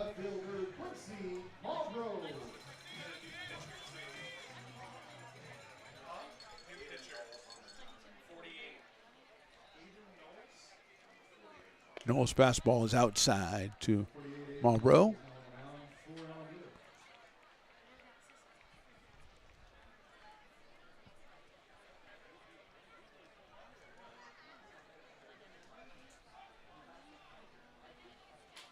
Fastball just inside. 2-0 on Quincy. Outfield straightaway in center and right. Pretty deep in left. That's Catalano back there. 2-0 pitch is high with a fastball. So 3-0 quickly on Malbrough.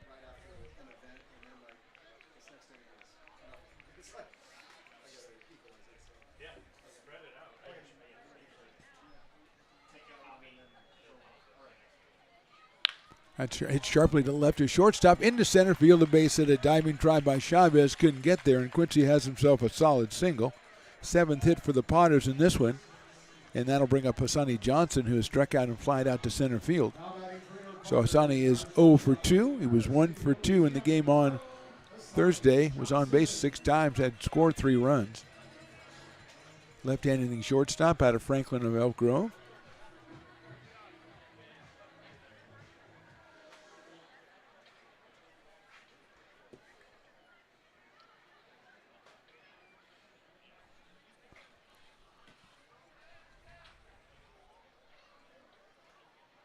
Johnson takes down low. 1-0 on Hassani. Potters with 40 home games this summer. The Pacific Empire League games will start on June the 18th. That's it low again. Bounces away, but Marlboro's going to get back to first base. That'll be Humboldt Aces will be in town. Take on the Rogues will be here. Healdsburg Prune Packers, of course. The Mudcats and the West Coast Kings. And that will be really, really good competition out here with some fine teams. Getting the Rogues back in. Used to play against them a couple of years back. Inside another good block by Marlowe. Great rivalry we had with them. Dave May, the GM, and our GM, Matt Lundgren. Friendly competition the last 2 seasons. Matt Lundgren said he took him yard last year. I mean, I wasn't there, so I can't really check on it. So, but I mean, that's pretty good. Johnson takes a strike, 3-1. Because the year before, Dave May acquitted himself pretty well down here. So Matt paid him back up in Oregon last year. Rubber match hopefully coming up this season. 3 balls and 1 strike. That is in there for a strike on the inside corner. So it's 3-2 on Hassani Johnson. See if Marlboro's going from first base with a 3-2 count. Cole Eaton to follow for the Potters. They lead this one 8-1.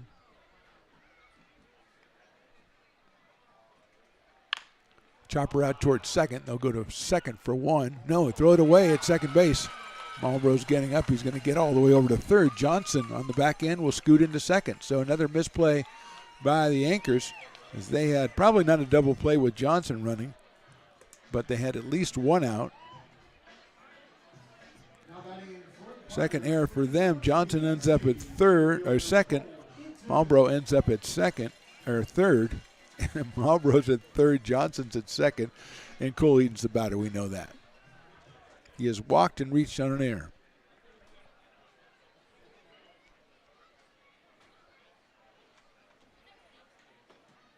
High fastball inside as well. 1 ball and no strikes. Logan Pruski, who came on for Hudson Brown back in the 2nd inning, is on deck. Brown pulling up lane, running the bases.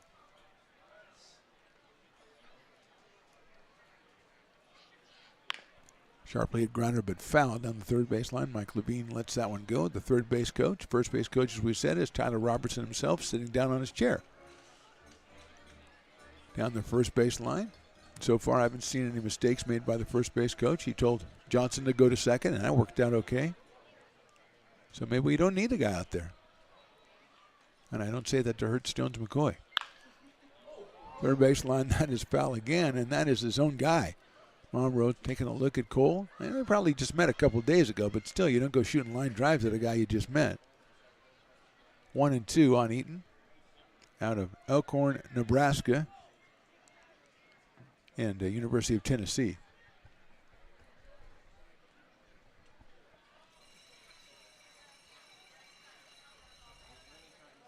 No outs here. That one's over his head and comes all the way back as Marlboro almost learned a tough lesson about this field, which is if it hits the backstop, it's coming right back to the catcher. Quincy was thinking about coming down the line.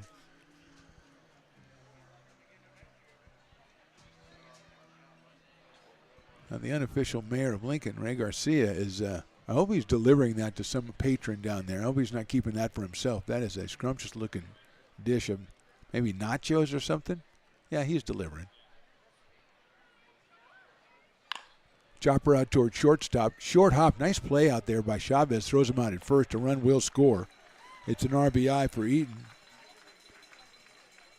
His second of the season. Johnson moves over to third. That was an excellent play by Chavez because it was a do-or-die short hop, and he made it. Marlboro scores.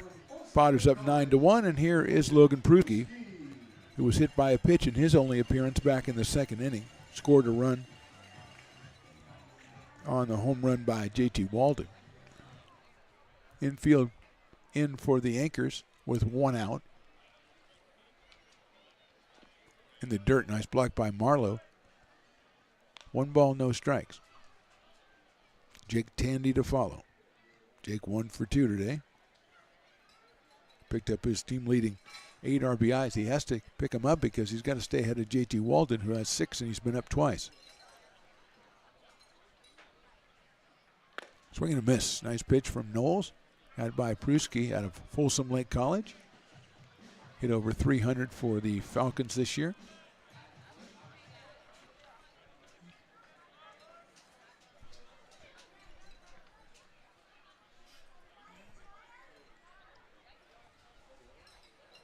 Inside. Barely missed with that. Fastball about 82, low 80s for Aiden Knowles. Off speed between 72 and 75, according to my buddy Carson over there. As long as I can bypass Jason, I'm okay. As long as he's not over there, I think we're going to get some good info from Carson. Although he does like outdoor activities like camping and hiking, so I really am suspicious of him. And probably the Grateful Dead. Swing and a miss at that fastball. According to the scoreboard, it was 1 ball, 3 strikes, but I think they've adjusted that. That's why we have the Friends of McBean getting a new scoreboard. You can't do 1 ball and 3 strikes. It just doesn't work.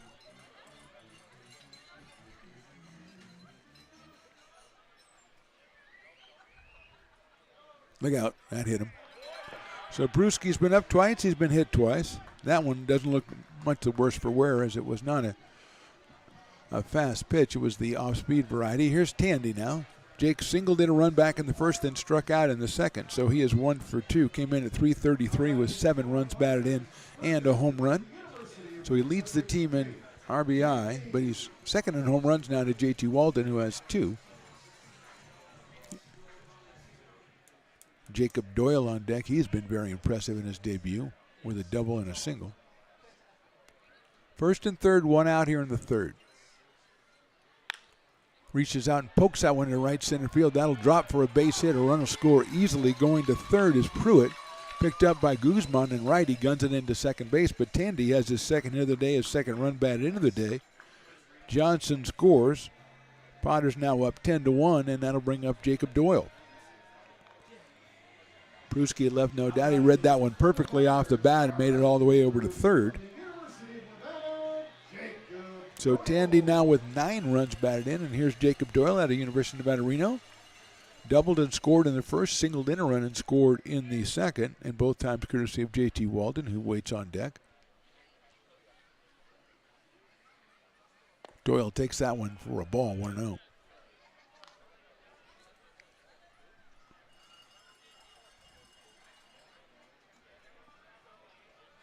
Big right-handed hitter, Doyle, a right fielder tonight.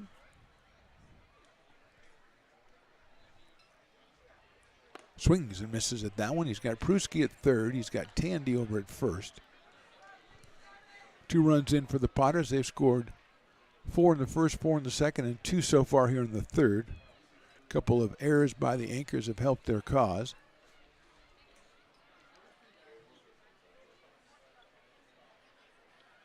Outside for a ball.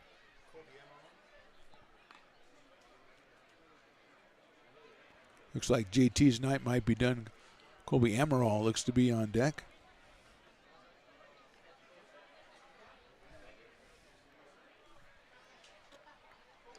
Two and one now. Check swing. It's in there for a strike.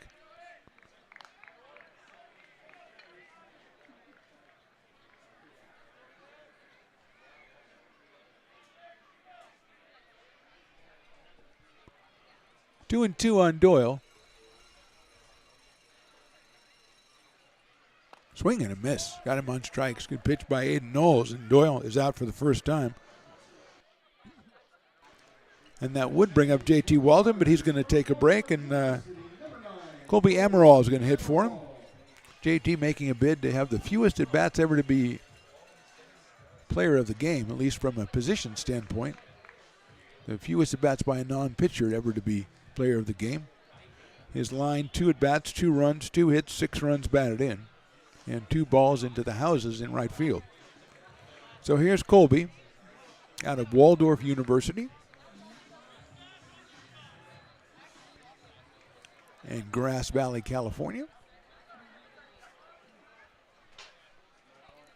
Still runners at first and third. Inside and hit him.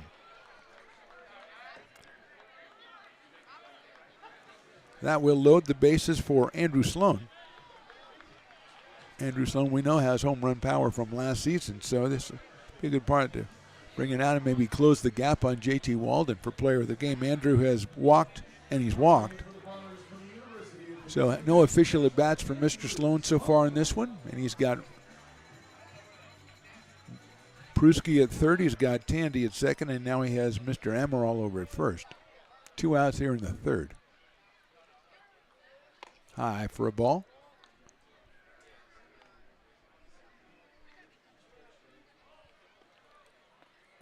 Going to get a new ball from Aiden Knowles.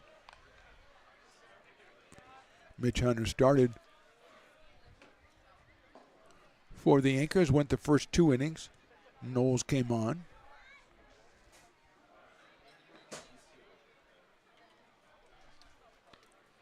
And as the base is loaded here in the third, Sloan takes outside. 2-0 on Andrew.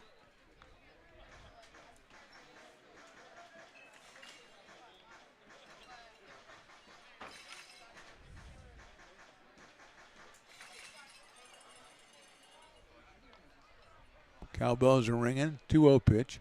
Sloan takes inside for a ball. 3-0. Pretty sure Mike Levine's going to give him the hit signal, the green light here with 3-0, as Andrew's already walked twice tonight.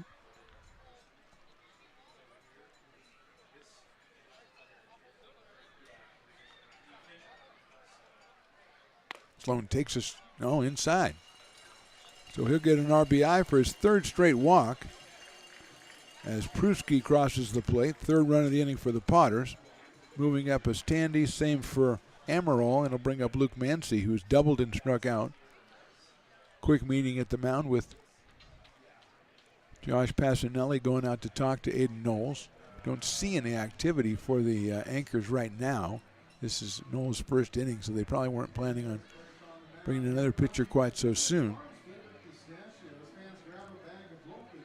Single by Marlboro to start it off, then an error allowed Hassani Johnson to reach. Ground out by Eaton, a hit by pitch on Pruski, a single from Tandy. Strikeout of Jacob Doyle, then a hit by pitch on the pinch hitter Amaral, and a walk to Sloan. So all kinds of things factoring into the inning so far, which is a 3-run inning for the Potters, and they lead at 11-1. Menlo Legacy coming back to town tomorrow, 6:35. Then Alpha Prime, which is a tremendous Northern California program with a lot of just graduated high school players who are going to big universities. So they'll be in on Saturday and Sunday. Sunday, a 1:05 start. So here's Mancy, 9th batter of the inning, and he takes on the inside corner for a strike from Knowles.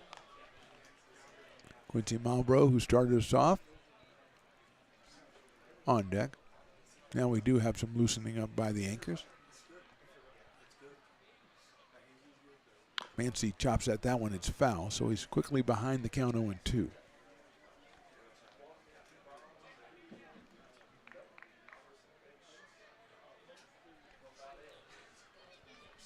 No balls, 2 strikes on Luke from the University of New Mexico. Comes to us out of San Diego, California, or down in San Diego area.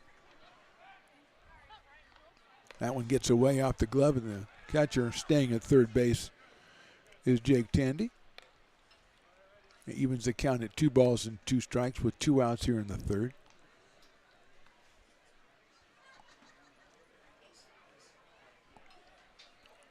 Special guest joining me in the top of the 4th. If you follow sports in Placer County. He's the one who tells you about them all, and he does it all from flag football to basketball, baseball, softball, all of it. Out outside for a ball, 1-2. That's coming up in the top of the fourth, but right now it's a 1-2 count on Mancy.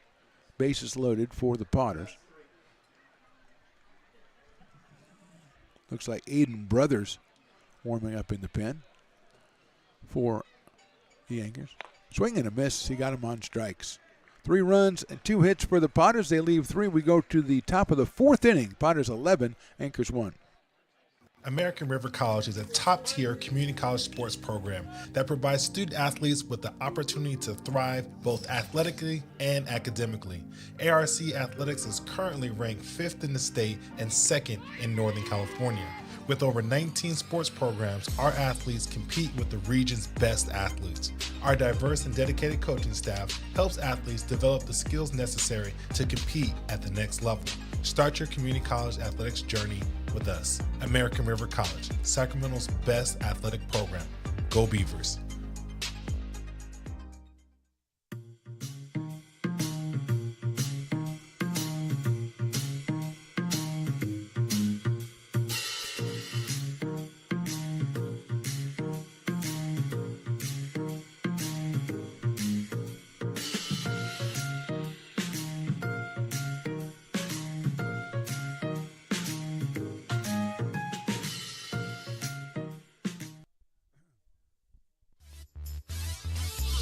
Welcome back to McBean Stadium. Top of the fourth. Potters up big in this one, 11-1 through 3 innings. J.T. Walden with 2 home runs and 6 runs batted in before he already took a break. He's sitting down. Mark the Panamel here with you. Chris Toy running the show. Willie Preston, the best PA man in the business, to my right.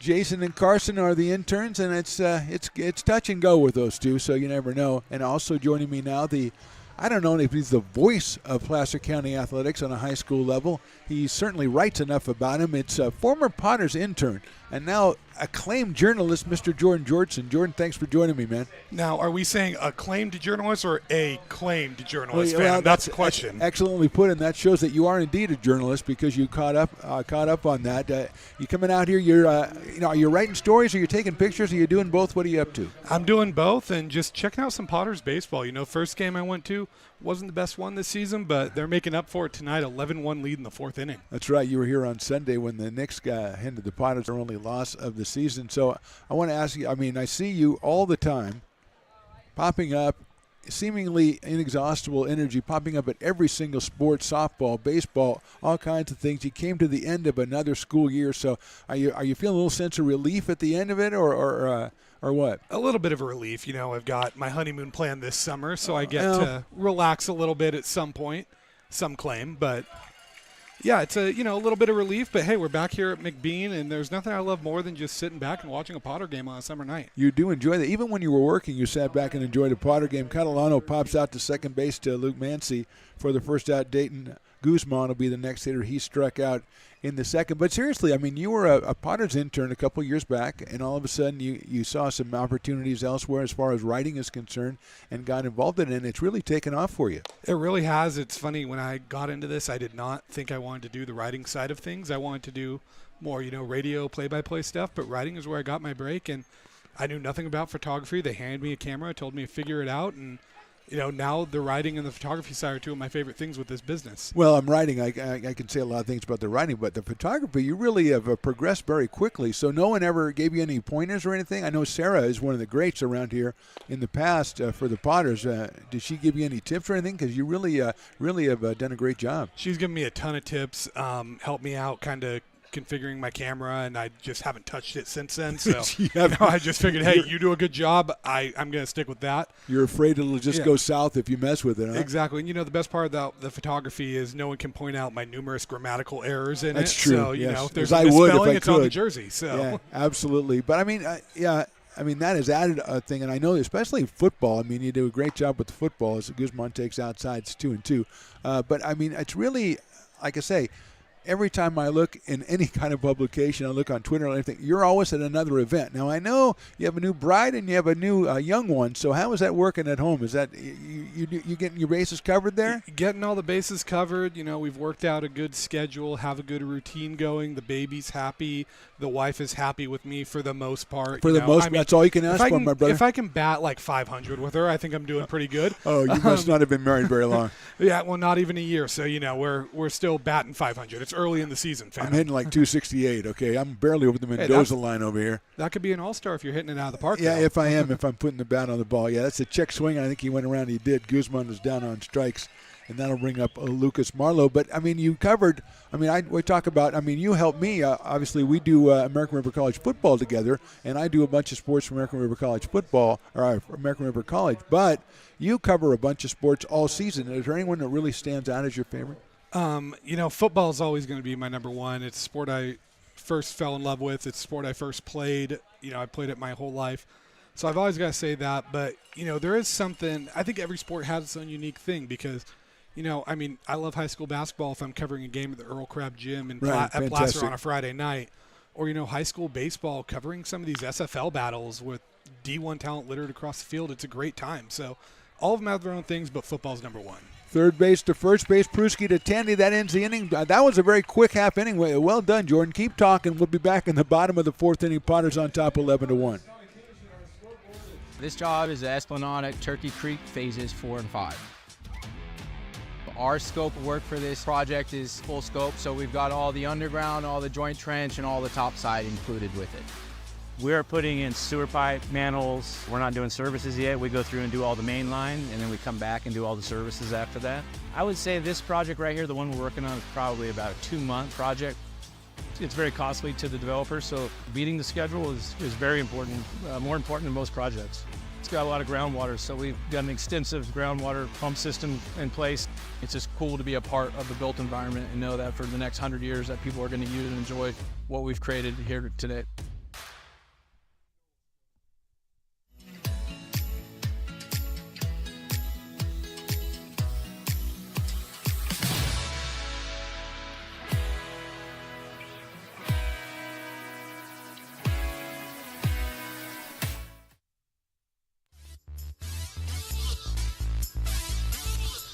Bottom of the fourth inning, Potters lead this one 11-1. Mark the Phantom Low, joined by Jordan Georgeson of Go Country Media. And Jordan, we talked about you covering a bunch of sports, your favorite football, but you can basketball is on the right night anything could be good. But I know by talking to you, talking about football and talking earlier in the season on other things, you really like the small town stories.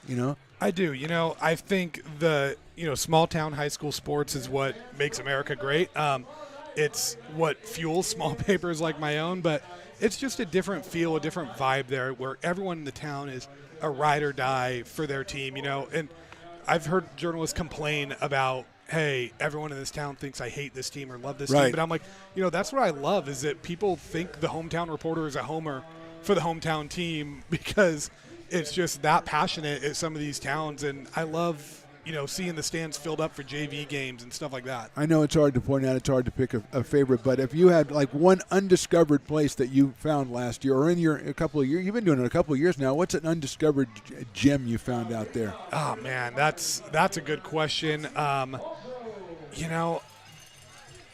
got to say I don't think anything beats – Placer High School football is going to be – up there, but you're really putting me on the spot with I this am question. putting you on the spot, and everybody can tell it wasn't rehearsed. I'm gonna say the Kendall Arnett tournament. It's always been a great tournament, but until you've attended that event in person, seeing the crowds that tournament draws, Kendall Arnett, that's got to be a bucket list if you're a high school fan. Quincy Malbrough, the first hitter. I was kind of like angling toward, like I know you told me in years gone by, like going up to Forest Hill and checking out games there, like up in there. Obviously, Colfax people know about that, but like up in Forest Hill, not a lot of people know about that, and they got great spirit there as well. Oh yeah, Forest Hill's awesome. Great town, a town literally built on top of a mountain. When the sun sets there, you're looking over the whole Placer Valley. You might run into like a Bigfoot or something on the way up there, but that comes with the territory. You're a pretty big guy. I think you can hold your own against Bigfoot. He actually mistook me for a family member. He thought, "Hey, buddy, how's it going, bro?" Yeah, I'm like, I'm not your uncle, buddy. 3-0 on Malbrough. Quincy takes inside for a ball, so he'll get it under first base. And another one I gotta give a shout out to if you've ever seen a baseball game at Valley Christian in Roseville, Okay. the right field fence, I think, is 195 feet. Yeah. It's like covering a game. It's like an arena football field became a baseball field, and it's regulation, and it's awesome. You'll see bloop singles end up home runs there. I mean, And that one, like you say, that's the character that you don't really run across unless you go out looking for it, really, and that's what makes a job like yours a great one. Hassani Johnson, the hitter, is struck out, fly to center, and reached on an error. As the scoreboard says, it is 5 balls and no strikes, which again is why the friends of McBean are working on getting us a new scoreboard. well, a 5-0 count, though, that's an interesting thing. How do you approach that as a hitter? I mean, Well, do you get the green light from Coach Mike I Levine think you down at have third? to. Yeah. You got to. That's what you got to do. You got to give him the green light. Johnson out of Franklin High down in Elk Grove. Takes outside again, 2-0. Now, I have curiosity. If he gets it up to, let's say It's 6-0 7-2, is now. that like a double full count, or how Well, does that work? I don't know, because I've never seen a 6-0 count before, and I've been around a while. But I still say you get the green light on 6-0. I think you do. That wasn't around Yeah. your old stickball days when you first invented Well, the game? it was 9 strikes. It's true. 9 balls and 7 strikes were the count that we went with. And then these games are going a little long. Well, you got to think right here. I mean, 7-0, but you score a touchdown, you're right back in it. It is so. 7-0, and I think if Chris, I don't know if you can get that for us. As we can tell, we're not extrapolating up here. It's not improv, baby. This is just what's happening here. It's 11-1 and 7 balls, no strikes on Johnson. And I think still, Hassani, I'll give you the green light, buddy. I mean, that's just summer ball, baby. That is 7-0 summer ball. count. He takes high. That's so ball. It's ball 8. So that's you're going to take your base on ball 8, first and second. So we're going to have a meeting at the mound. We'll stay here, Chris, if you will. So, Jordan, tell me, we're about to turn the corner, and all eyes turn toward high school football when we turn the corner. Tell me about a couple of the schools that you cover, and give me a little thumbnail sketch of a couple of those schools. Well, I cover basically everything Placer County, Yeah. so I've got both the Lincoln schools, both the Rockland schools. Okay, that's right. You broadened your area And then- last year. I forgot. Yeah. I did, and then everything Del Oro and up the hills, so, D.O., Placer, Colfax, Bear River.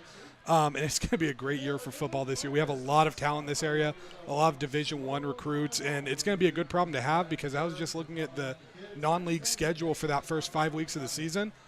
Every single Friday night, I have 4 or 5 games that look Some like big great ones. games. So, I mean, it's awesome when you don't know where you're going to be and you just know that you're going to make a good choice no matter what game you go to. Aiden Brothers, the new pitcher for the Anchors. Yeah, and you and I have talked. I mean, we did a kind of a coaches show for football last year on K-High, and we've talked about it. And I know that this goes for most every sport in the high school level, but, you find it out all the time, as I did when we were covering, that there are so many great coaches and so many coaches who give so much of their time, and it's thankless jobs almost, with all the pressures that's on them. But there's so many great coaches out there, and it really makes you feel good about the future of football in the area, of high school sports in the area, because there's so many good people that are taking care of it. It really does, and I've gotten to know a lot of these coaches over the years. I'm lucky to call a few of them my friends, and they're the way they run these programs, you can tell they care about the players more than they care about winning and losing. And that's what makes it. When you care about the players more than you care about the wins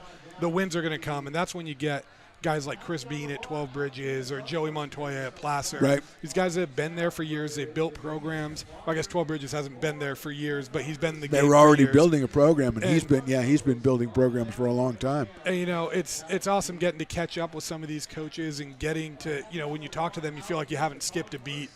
And, there's a few of them, too, like Josh Perry, the guy who just got hired at Del Oro. He played for Andy Reid in the Super Bowl with the Eagles. Right. And, he's a guy that he was there when I was at Del Oro, and he's a guy, he makes me want to run through a wall at 28 years old to go play for him. Yeah, I don't want to see you do that. So let's kind of shift gears a little bit from that as Brothers finishes his warm-up tosses. I know that you don't just do sports. You do kind of like offbeat. Tell me about some of the offbeat characters you run into over your tenure at Gold Country Media. I mean, do they have to be living? Because I did do a story on a ghost hunting show that was coming to Auburn, and that is tremendous. Probably they say I'm the ghost and sports guy because I've done the ghost tours in downtown Auburn. I've now, done ghost hunting TV shows. So if you have a haunt or you have a baseball game or you have a baseball game being played by ghosts, give me a call. I mean, I'm the guy to hit up for that. ghost baseball. I mean, we used to have ghost runners when I was a kid, but it was just a term. I don't think they were really ghosts. Well, that's up to speculation. Because you didn't have enough players, so you had to bat while you were still on base and stuff, so you'd have a ghost runner. But now that's real, huh? They say photographic proof of the ghost runner is locked away in Vatican City. Now, I don't know about all that, but, I mean, you're a journalist. Get to the bottom of this, man. Come on. I keep what do you call it? Requesting a press pass, and they keep denying it. So I don't know. It's some Italian thing, so I don't even know how to speak it. You got to say Jordan Giordicini. Yeah, you got to change your name a little bit. Yeah, I asked for okay, one. So they said besides a spicy meatball, and I said I don't know what that means. Find me a new guy. Find me a real person. I've got to say, one of the most interesting ones I did is there was a country music festival in Auburn, and the headliner for it, I don't know how he got into music. Or I guess I do know because it was kind of the story. But before he got into music, he was the former tour manager for Larry the Cable Guy when the Blue Collar Comedy Tour first went on tour. So he blew up with Larry the Cable Guy. That was huge. And came up with, Jeff Foxworthy, all those guys. That guy was a hoot to talk to. Him and Larry are still buddies. I got to do an interview with Mike Pereira from Fox Sports. He actually he's a called great guy. me. Yeah, he's he a great does guy. a foundation called Battlefields to Ballfields where he helps veterans get into officiating to kind of help them get on their feet. And I was looking to do a story on that foundation. I get a call from New York, and Mike Pereira is calling me. And I'm like, I didn't think I was going to get, the main guy giving me a phone call. And I shot him a text to the link of the story after, and he just gave me a thumbs up. So I think we're best friends now. Yeah, I believe you are. I got to interview Phil Villapiano from the Raiders a couple weeks ago when Jim Otto passed away. That was another character that was fun one to talk to. I think I could have talked to him for 2 hours if I let him. Logan Pruski hit by a pitch, gets an RBI, and with the bases still loaded, Jake Tandy will be the next hitter. Yeah, that's that Jim Otto thing. I mean, I met him at the vet's office when I took my dog in a couple of years ago, and Jim Otto's sitting there, and he's got at the dog and everything, and what a great guy. That was my only exposure to him in person, but man, what a great guy. He's a lot of fun to talk to. Yeah, absolutely. And I got to ask, who's the most famous person in that vet's office? You or Jim Otto? Jim probably asked the same thing. I mean, he did probably feel the pressure though, because he showed me his Hall of Fame ring. Right, and that thing was bigger than my head. And you're like, so. I'm going to show you my Kings jersey. It says Phantom 1140 on it. Phantom on it. So hello. Yeah. But I think he has some jerseys with his name on it too. So I don't think that's a big deal. I've seen one or two, but I feel like you probably have some more. I do. Tandy, 1 ball and 1 strike. Brothers out of Oklahoma Wesleyan run in for the Potters here in the 4th inning. Jordan Georgeson be nice enough to join us and tell us about. So how long is it? So is it 3 years you've been at Gold Country Media, or 2 years? Because 3 years this summer. There you go. So. And that's when you were at last a Potters intern. Wow. I was straight from the Potters to Gold Country Media. Somehow I duped them and backdoored my way into that. Who would you say you learned the most from at the Potters in the press box that one summer that have led you the most on your way to success in life and a happy family and children and everything? I have a feeling that Toy wants me to say him, so I may give him an honorable mention. Give him a nod because you and mean, Chris are close. Phantom, yeah. I'm having trouble reading your handwriting, but I think Phantom is the most influential character in my journalism career. Love Phantom. I owe him $42. Everything. Thank you. Everything. Amount, that is $42. I believe it was for some beer at my birthday party that you were supposed to provide. You never did. Well, traffic and the way, delivery got set up, it just didn't work out that way. 3-2 to Tandy, ball 4. So Jake will get an RBI.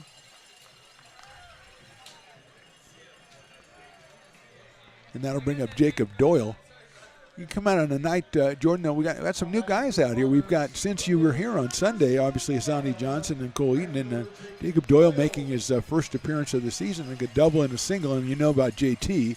And I don't know that Potter's ever had a more impressive first 2 at-bats ever than JT Walden tonight. It might have been first 2 swings. Yeah. I mean, he wasted no time picking up right where he left off and, introduced himself to the neighboring houses over in left field. I think he might have to pay for some shingle repair on one of them. But I think the Potters are on the hook for that, I believe. I don't think JT. I actually think it's Nolan Murphy specifically that's on the hook for that.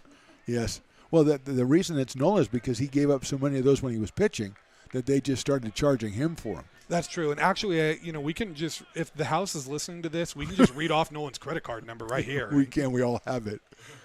2-0 pitch swung on and missed by Doyle. out of University of Nevada, Reno. Although at one time it was Nevada, Reno. Then everybody said, don't say Reno, it's just Nevada. And then they put the Reno back in. So I don't know. I mean, I'll say this. A lot of my family's gone there. We've always said Yes. Nevada, but the more important thing is it's Wolfpack with a Oh, space. that's a foul ball. It hit the runner coming down from third. That's Cole Eaton. And fortunately for the game, because that's all that matters, he was in foul territory, so it's a foul ball. And Cole, we've already lost Hudson Brown tonight to what we think was a pulled muscle. I believe it was his hamstring. Yeah, and now we hopefully won't lose Cole because we just we're getting to like him. And he just got hit by a teammate he probably has never met before, so it's nothing personal from Jacob Doyle. Or maybe they had a bad first impression. Well, in the clubhouse. remember Jacob had a double and a single, and he struck out his last time up, so he's probably out there trying to get revenge on the world. I mean, I'm just saying, as a reporter, I can dabble in the tabloids, and I can say, "Hey, trouble in Lincoln," Oh, I don't think that's your milieu. I don't think that you're the kind of guy like I'm hearing. Well, that I'm there's watching a certain CCM coach. TMZ this year, and yeah. I mean, I saw the photos of you with Kim Kardashian leaving Dillion's. Yes. And they are going to be Oh, published. I'll yeah. tell you that. Well, at Dillion's, I get recognized more than she does, which was just crazy. Yeah, she approached him, and he was like, "Do you know who I am?" Yes. You owe me $42. $42. Again, with that amount. I'm getting that $42 from somebody. 2 balls and 2 strikes on Doyle. And it is call strike 3. I think that strike 3 might have been it's 13-1 in the 4th inning, Well, and let's get this moving. Good pitch by Brothers, though. Got the strikeout. 2 outs, I think. No, make that 1 out.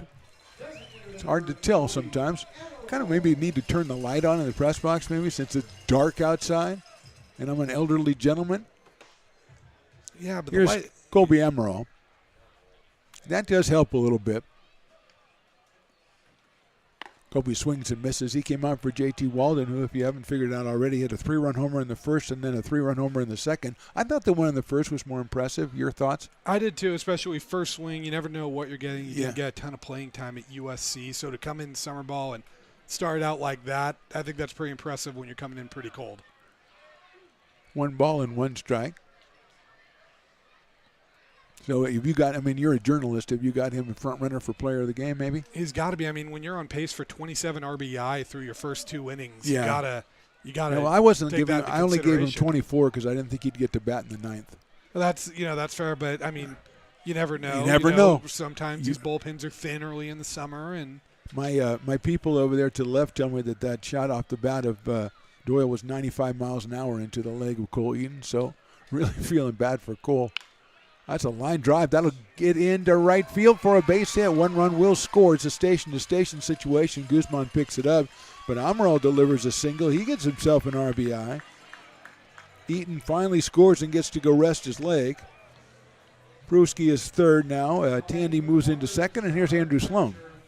I imagine Emma, the super trainer Yeah. of the PEL, has probably got an ice pack waiting for him in that dugout. Well, she's doing a lot of work today with Hudson Brown with the hamstring, and now Cole Eaton with the I don't know how many players the Potters have on the bench. I might give Cole the rest of the night off. He took a 95-mile-an-hour ground ball into the shin. And, you got to think the 14-1 lead, you're probably safe pulling him. No, at you're this point. safe. Yeah, I think so. That's a good point. I don't know if Tyler's thinking that way. Tyler's made a pretty good first impression on these Potter fans. Looking Yeah. at a 4-1 start, Yeah. and with this being the last game, now that your roster's getting here, I think they're pretty excited about what he brings. Swung on a miss, and now I know it's early in the season, and you can never tell. And pitchers are always on weird pitch counts and stuff. But you have to be impressed by Alverson and also Caden Hunter the other day, and Marquez as well. I mean, there's some really good arms early in the season for the Potters. There are, and I know the Potters have always kind of found that way of, every year we have these temporary guys start the season, and it seems like 2, 3, even 4 always somehow find their way onto Yeah, the roster I love because it. they pitch so well to start. Yeah, we got a bunch of players last year from Sac City who stuck around for a long time. And now one of them's back with Eric Vassar. Yep. It must have been called strike 3 on Andrew Sloan because he looks like something just sad happened to him. 9th batter of the innings, Luke Mancy. He has struck out twice and doubled, so he is 1 for 3 in this one.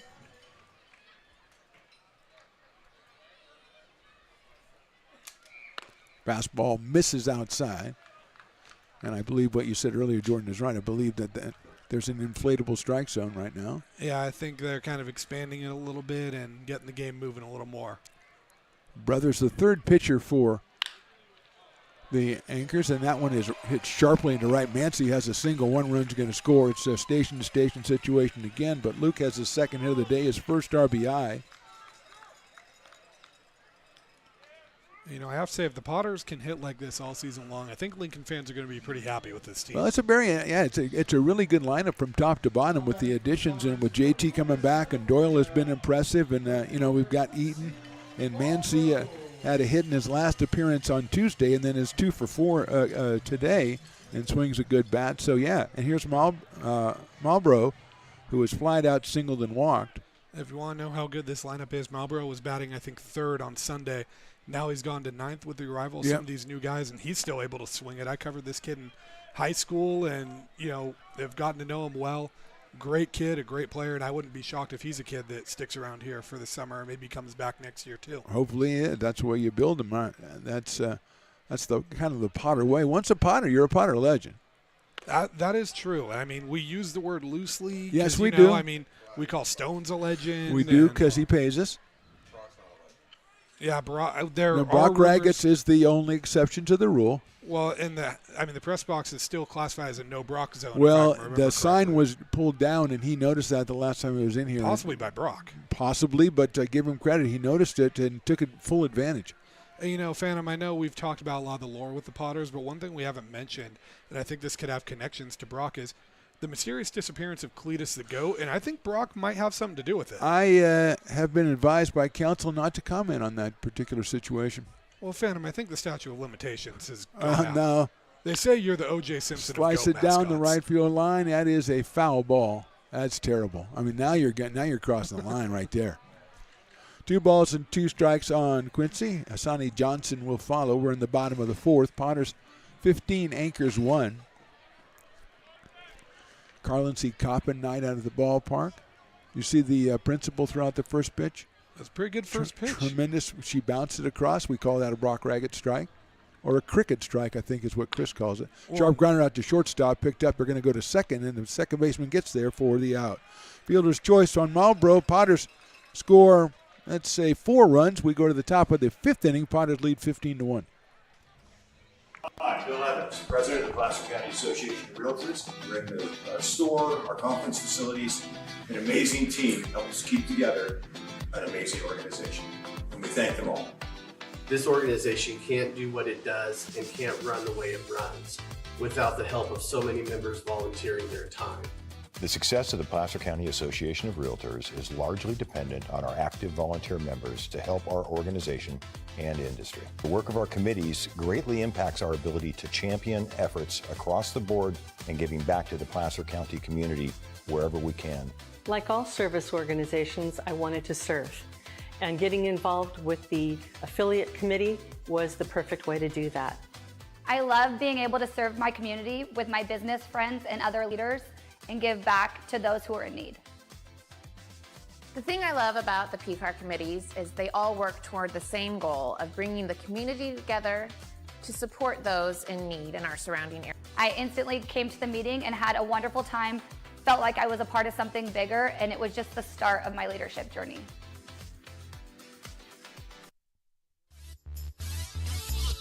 Top of the 5th inning, Jackson Halverson out on the mound. He's got a little bit of a cushion to work with. I'm sure that he was only slated to go 5. That's how many he went in his opening outing on Friday night. 5 innings and gave up 2 runs on 2 hits. He's given up 1 run in 4 innings. That run is unearned. That was back in the 1st inning. Jackson has 4 strikeouts. He has not walked anybody as of yet. Potters have made a couple errors behind him, but he's managed to pitch around that for the large part. Justin Bellamy, Kevin Kroom, and Brayon Chavez, 8, 9, and 1 for the Anchors here in the top of the 5th. And Bellamy, who grounded out to shortstop, is your dueling dogs batter, so the barks are resounding from every part of the arena. If he strikes out, which he just fouled off, so it's 1/3 of the way there. He strikes out, it will be 50% off of dueling dogs products. down at the Brick and Barrel Backyard Beer Garden or anywhere else.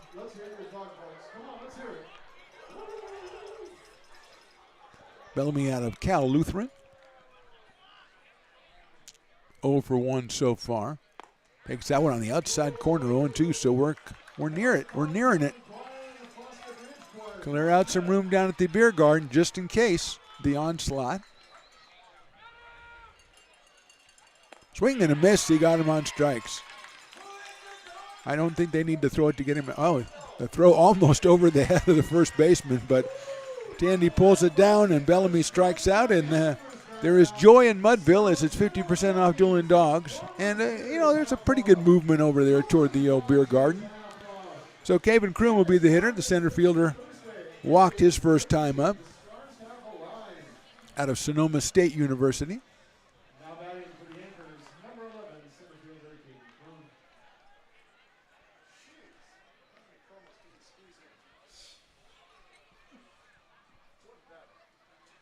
That fastball is too high and outside. 1-0 on Caven Kroom. Chavez to follow. Activity in the Potter's pen. I got my people on it. Fastball is in there for a strike. Looks like Andrew Ballantyne and Jake McCowan warming up for the Potters. One left-handed, one right-handed. I'll make you figure it out. Popped up. Tandy calling for it in foul territory. And he makes the catch for the second out. So 2 outs pretty quickly here in the top of the 5th for the Anchors, and Brayon Chavez, who has the only hit off of Jackson Halverson. He got a base hit to right field back in the first inning, scored a run on a throwing error, and then he popped to first base the second time up. So Chavez 1 for 2 out of Cal State Monterey Bay. Fastball is in there for a strike. 0-1.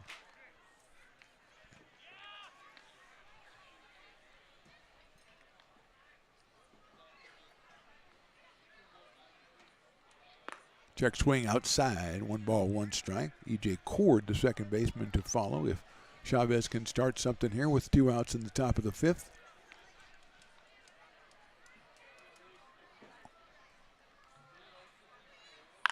Sharp grounder out toward third, picked up by Pruitt. Across the diamond to first, and a good inning for Halverson. He goes through 5 innings with 1 hit and 1 unearned run. We go to the bottom of the 5th. Potters 15, Anchors 1. I'm Bill Spear, North Valley president of 5 Star Bank. In a time when business can feel so uncertain, we're here for you every step of the way. I know they have a lot of bells and whistles within their bank, but just the relationship piece here locally on the business side is huge for us. 5 Star treats us like we're number 1. They're right there with suggestions, with help. So I have to bank with people that have our mission in mind. We're 5 Star Bank. How can we help you?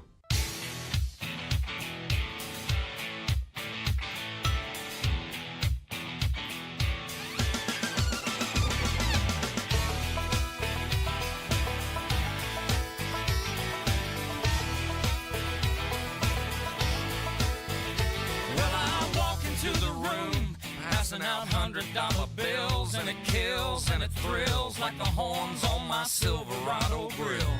And I buy the bar double round.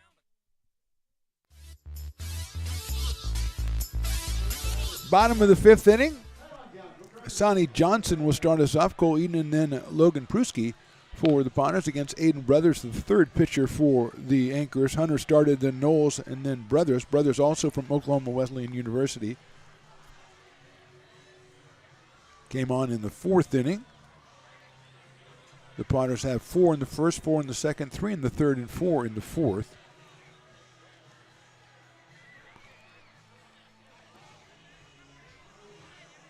Mike Levine goes out to coach third base as Hassani Johnson comes up to the plate. He has struck out, flied to center, reached on an error, and walked. He scored twice.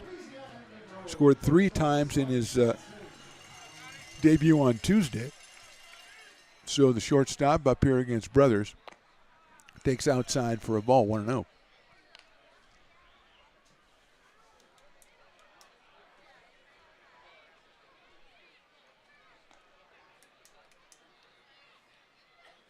That is ball 2, 2 balls and no strikes.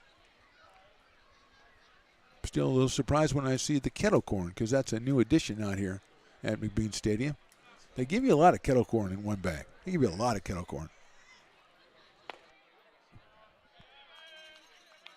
3 balls, no strikes on Johnson.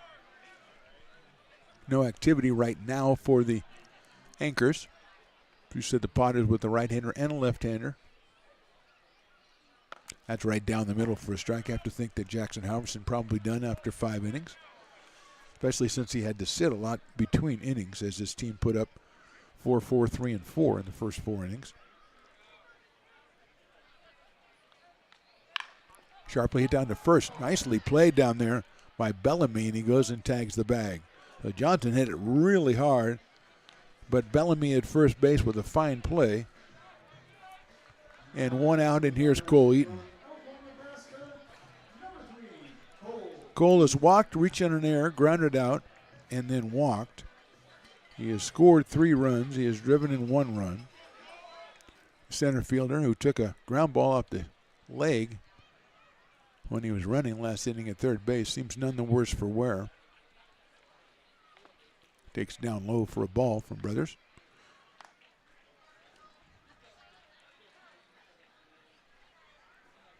Marlowe behind the plate. It's Merchant, Chavez, Cord, and Bellamy in the infield. Catalano, Kroom, and Guzman in the outfield for the Anchors. Inside for a ball. 2-0 on Cole Eaton. Logan Pruski to follow him.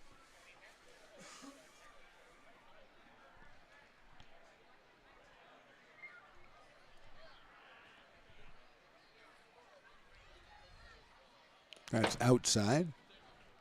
All the way back to the backstop, so it's quickly 3-0 on Cole.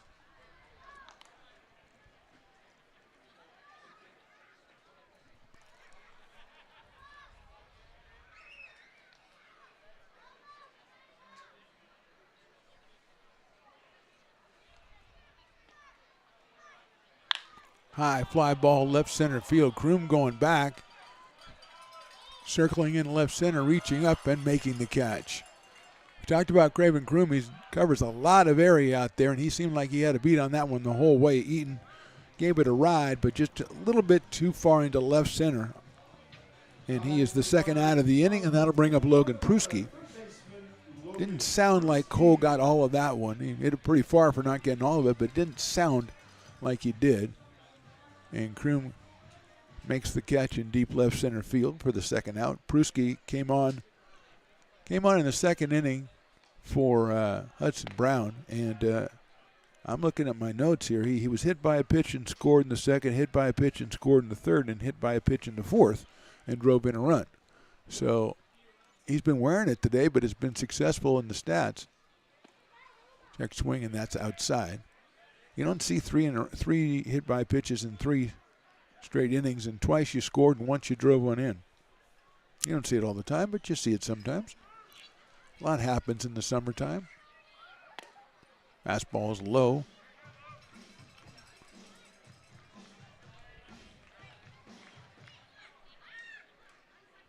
Jake Tandy to follow.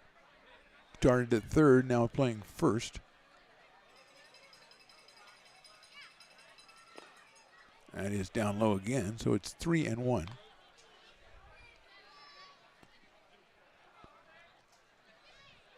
After this half inning, Piper already bringing his people down for his dance contest. That's a ground ball foul. Maybe, Chris, you'll have to go do your adjustment in the next half inning because there'll be a lot of commotion around there when you go down there. So you just keep the camera on the dance contest like you're supposed to, man. Piper's people really want him to get the exposure, you know.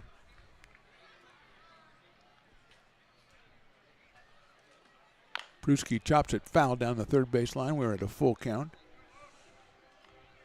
Hopefully the song will be Morris Day and the Time again, because that really gets the people going. It gets me going up here just thinking about it. It's a good dance contest song.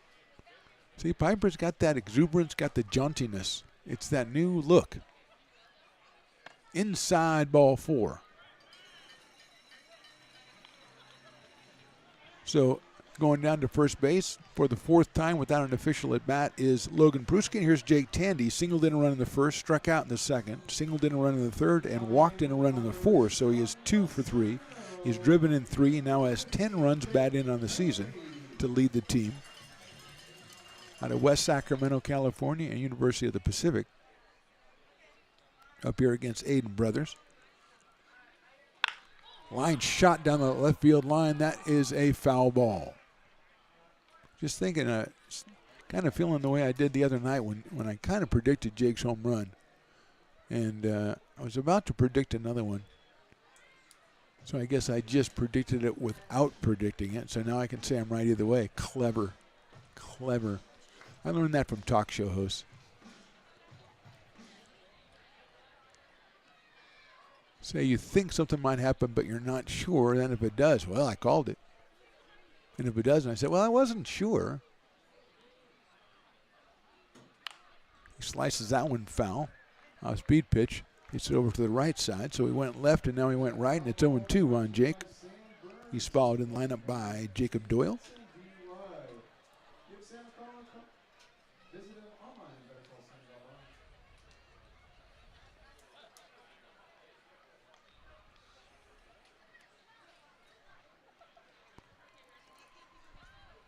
Oh-2 is in the dirt, blocked by Marlowe. 1-2 on Jake Tandy. Tomorrow, 6:35, first pitch out here. It's an Orange Friday. Well, it's Pokemon night. It's 90s night, so the Orange Friday part is important, but it's 90s night. It's not. Maybe it's not the lead story on a 90s night Pokemon night. 1-2 is down low. That's the Menlo Legacy coming back to town. Potters won that one 14-8 on Tuesday. Then Alpha Prime is in for the weekend, 6:35 Saturday and 1:05 on Sunday. So busy week for the Potters. Getting busier as we go. The dirt again, 3-2.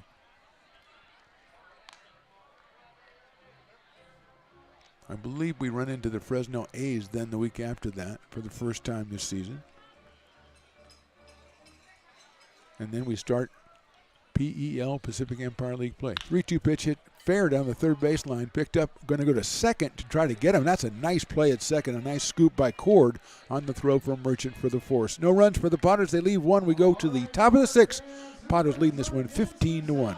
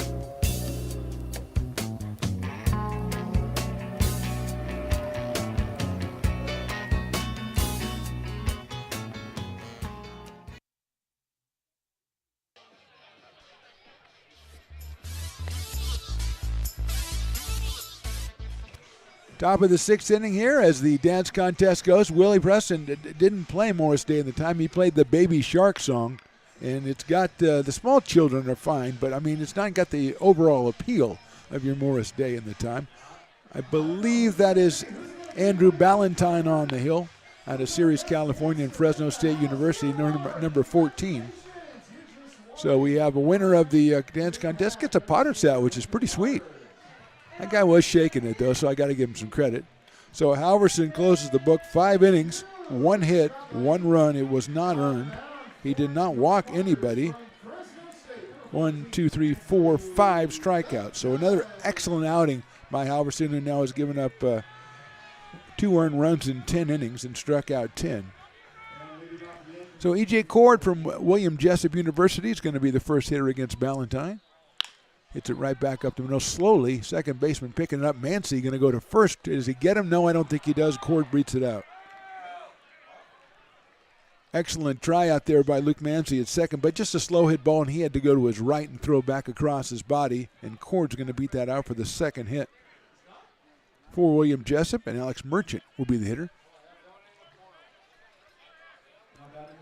Alex Merchant, who has grounded to third and struck out.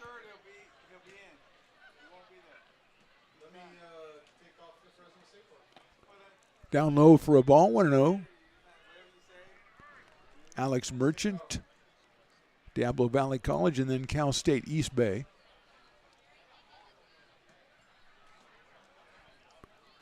Cord at first base. That's hit sharply but foul over by the Potters dugout. Everybody seems to be okay over there. Titus Wheelock will follow Alex Merchant here in the 6th inning.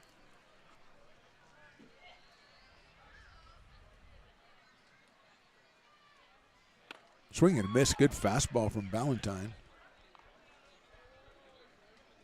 Andrew out of Sirius, California. I believe this is his first appearance of the season, I think.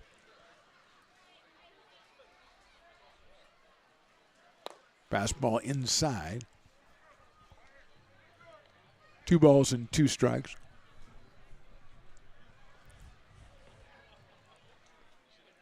Bruschi at third, Johnson at short, Mancy at second. Over at first is Jake Tandy. 2-2 pitches, chopped foul. Andrew Sloan behind the plate. Left field is Marlboro, Eaton in center, and Doyle over in right. Jacob making his first appearance of the season for the Potters. JT Walden was our DH, but he had 2 3-run home runs and decided to take the rest of the night off.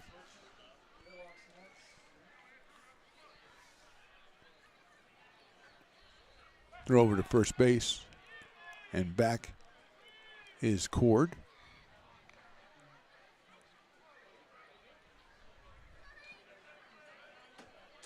Two and two on Alex Merchant. Inside, 3-2. Merchant at third base for the Anchors. Alameda plays in the Bay Area Collegiate League, and they were the league champions last year. That's slice foul down the right field line.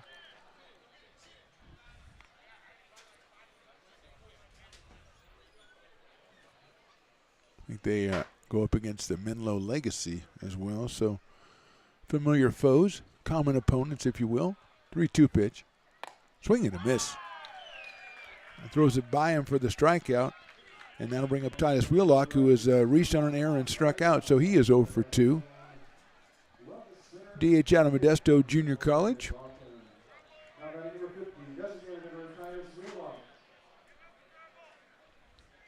Cord over at first base after the inning opening infield single. Wheelock takes that one right down the middle for a strike.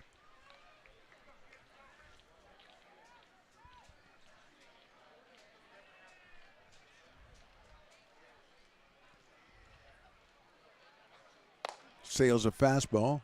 1 ball and 1 strike.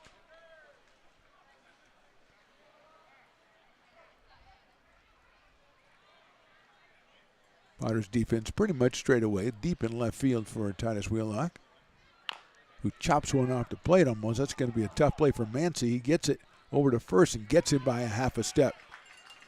Luke took his time, got it to first base just in time. Cord is going to second base. 2 outs now, though, in the 6th, and Caleb Catalano is the hitter. He has flied to center and popped to second. Out of Saddleback College, Caleb, the left fielder for the Anchors, wearing number 2 in the jerseys. I still say I like those jerseys. Okay, you know, I mean, they have a good color scheme, a good color palette, if you will.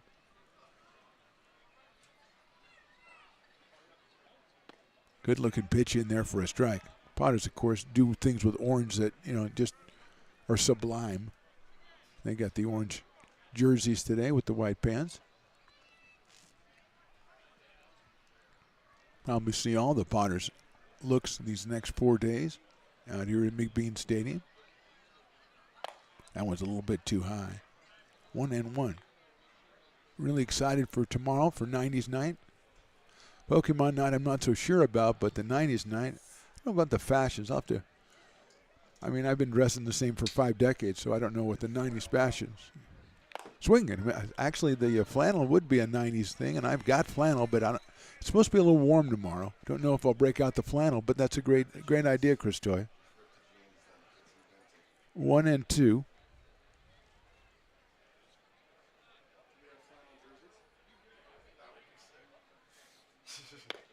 That would be a great way to celebrate 90s night. Willie Preston, of course, coming up with the best idea, the flannel jerseys, the grunge jersey.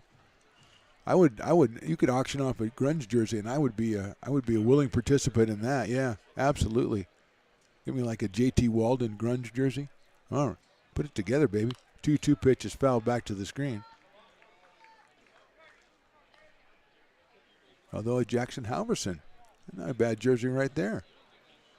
The right-hander out of McClatchy High, another sterling performance tonight. 5 innings, 1 hit, 1 unearned run, 5 strikeouts. 2-2 coming up. That's fouled out of play as the runner at second was going. And now he'll have to return. Serves you right, E.J. Cord.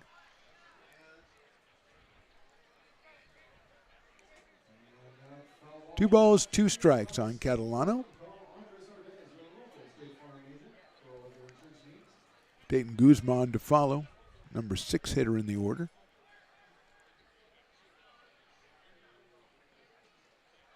Swing and a miss. They got him on strikes, and Valentine, a very good inning, gave up the single, but then got a couple of Ks. We go to the bottom of the 6 Potters, 15-1.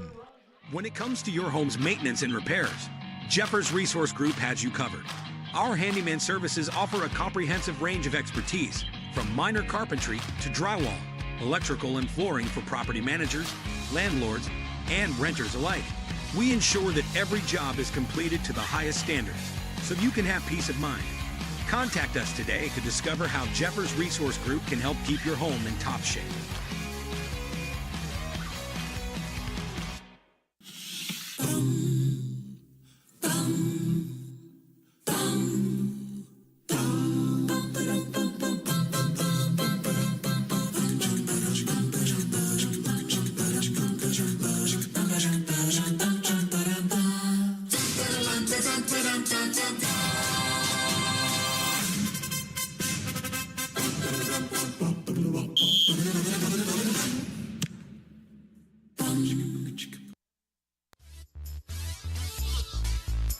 Bottom of the 6th inning, the bat spinning contest going on right now. They did a good thing. First of all, they got grown-ups, which was nice. They made them spin around 7 times, but they moved the finish line back a little bit when they weren't looking, so they had to go even further. But I'll tell you, that guy on the right, I don't know what the reasoning is, but that guy went almost straight after he spun 7 times. The guy on the left was a little lurchy, if you know what I mean, but the guy on the right, give him all the props. He is your winner, and he put in the extra couple of feet to really earn that victory.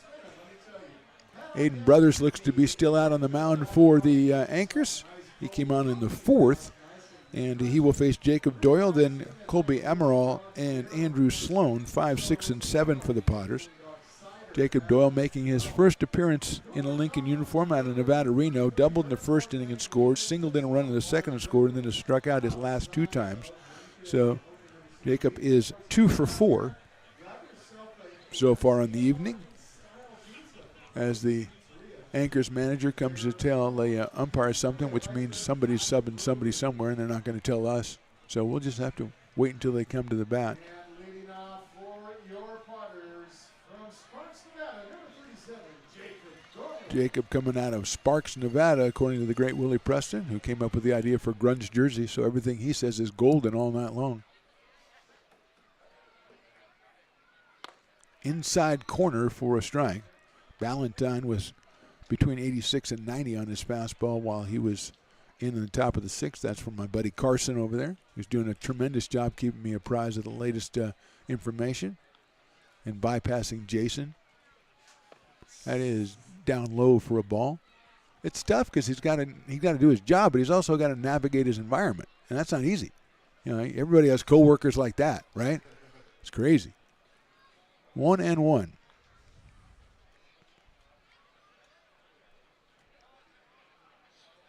Although Jason says he's a pitcher, maybe someday I'll have to, broadcast him, so maybe I'll have to get on his good side. Check swing, and that is down low for a ball, 2-1.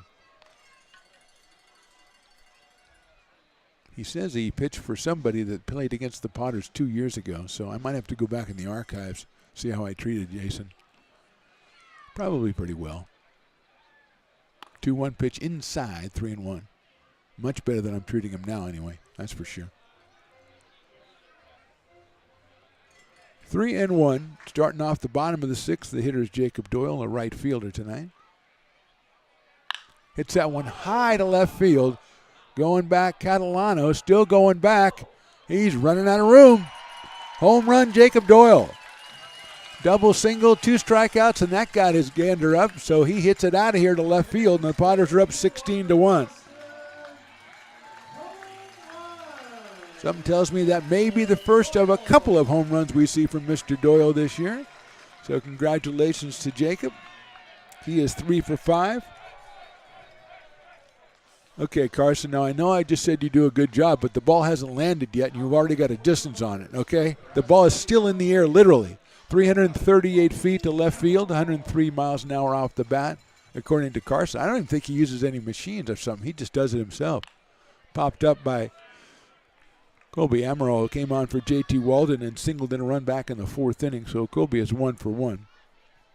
I think he just wrote down a distance and just said, well, he doesn't know any better. I'll just give it to him. Popped up, left side, calling for it looks to be the third baseman, and he can't make the play. Merchant kind of backed up. If that is Merchant there, we'll have to check that number. I think that might be a sub number 18, so I will check that out.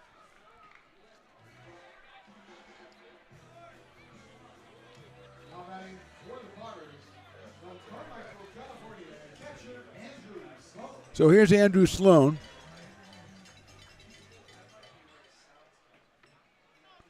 That's Mike Gormley taking over at third base.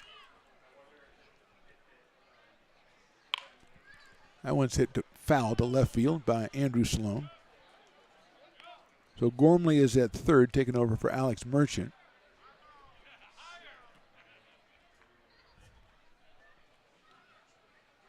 Still nobody out here. The Doyle home run, and then Amaral reaches on what I'm calling a single, because I can do that if I want. Inside for a ball. A couple of people getting up in the Anchors bullpen. Nobody throwing as of right now.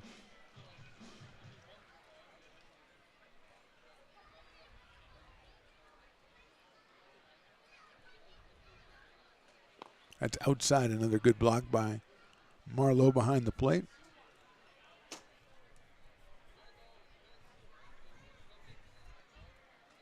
Sloan, then Mancy for the Potters. Andrew has walked 3 times and struck out. That one is inside for a ball. 3 balls, 1 strike on Andrew. Out of Sacramento, California, and University of the Pacific.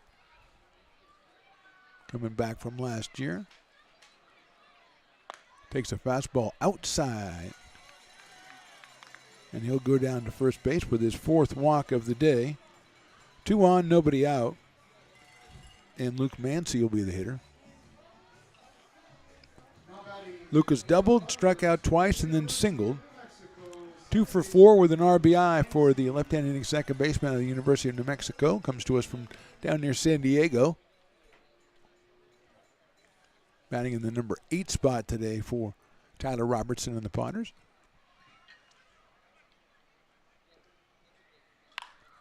Hits that one high up in the air to right field. That's a foul ball, giving chase, and it is out of play. Our thanks to Jordan Georgeson of Gold Country Media for dropping by. 3 years ago, he's a Potters intern, and now he's and he does a great job covering high school sports, junior college sports in the area. And again, like I said, I wasn't even giving him a bad time. He's turned into quite the photojournalist, appearing in the Auburn Journal, Lincoln News Messenger, and the like. That is inside for a ball, 1-1. He and the missus welcoming Sutton. About, I hope I get this, I think about 8 months ago. I don't know. I'm just, I'm an old man. What do I know? That is ball 2, 2-1.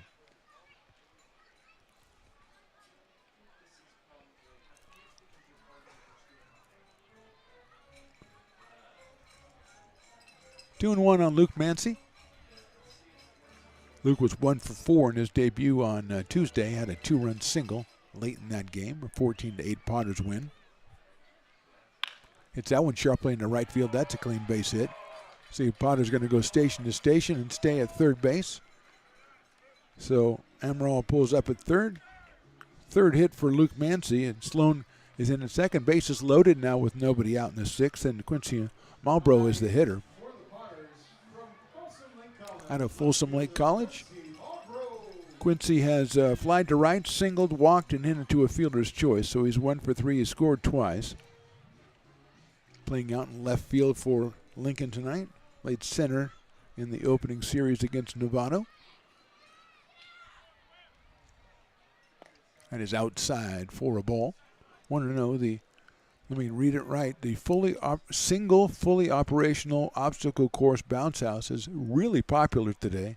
Chris Toy is looking at me like he wants me to give the okay to go, but he can't. He's got to stay here and do his job. That is down low. Now, if it was Riley, I'd let Riley go because he'd fit right in. But it does look like fun. Well, I think those kids are going in the wrong way. But, you never know with kids. It made the other bounce house look a little bit, it's not getting the play it usually gets. And that's a good bounce house, too. 3 balls, no strikes on Malbrough. Asani Johnson to follow, the top of the order.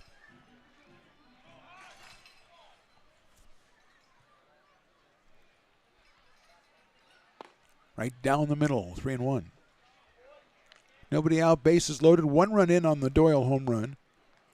Potters have 3 home runs tonight. 2 by J.T. Walden, 1 by Jacob Doyle. Popped up, out of play, so all the way from 3-0 to 3-2 now on Quincy Malbrough.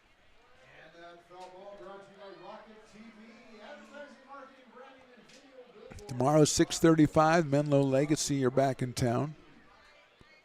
Over the weekend, 6:30 and then 1:05 against Alpha Prime.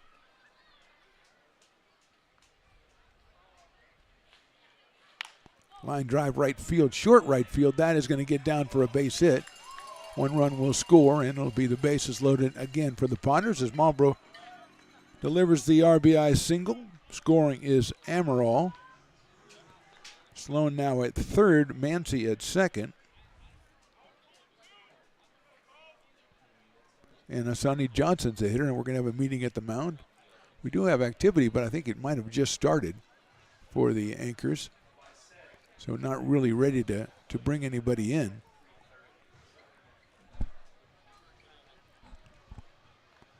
Umpire's going to go out and break this one up, but the coach can say, I'm trying to give a guy a chance to warm up there, ump. I mean, give me a break, brother. Although that's a different visitor. Maybe that is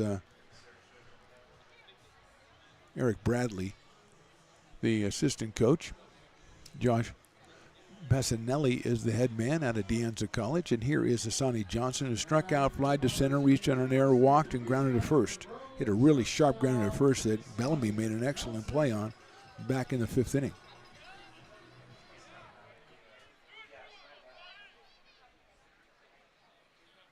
Fastball misses high and outside. 1 ball and no strikes.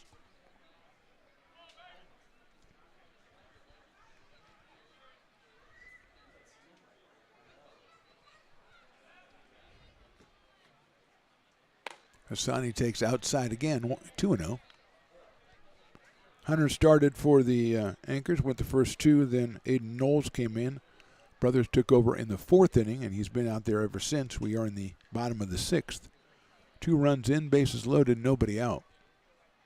Johnson pops it up, but it's going to get out of play, so it's 2 balls and 1 strike.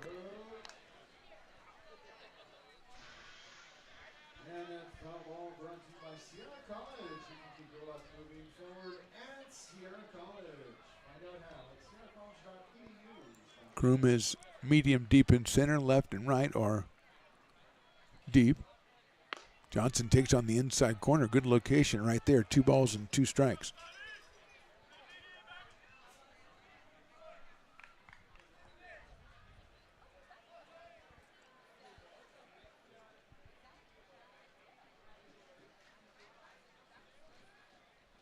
2-2 pitch on the way. High up in the air, left center field. Kroom's moving over. He'll have it. It'll be a sacrifice fly. Runs comes in from third.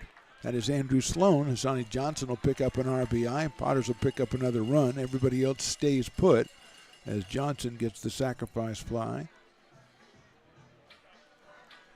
1 out here in the 6th inning, and that'll bring up Cole Eaton out of Elkhorn, Nebraska, in the University of Tennessee. Right-hand hitting center fielder Cole Eaton walked, reached on an air, grounded out, walked again, and then flied to center. It's another fly out to center. Kroom giving chase, makes the catch, and everybody holds up. So 2 straight fly balls to Craven Kroom out in center field. 2 outs, and here is Logan Pruski. Logan came on in the 2nd inning. Hudson Brown running the bases in the 1st, pulled a muscle, looked like a hamstring. So Pruski's come out. He's been hit by a pitch 3 times and walked. So this is his 5th plate appearance. He has yet to lay bat on ball. Bases are actually just 1st and 2nd with 2 outs. Pruski takes a ball. Logan out of Folsom Lake College.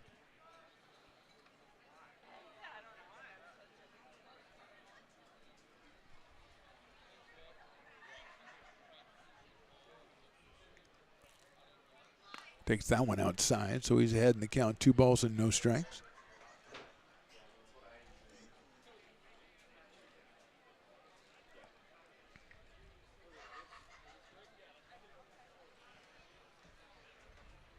Look out, that hit him.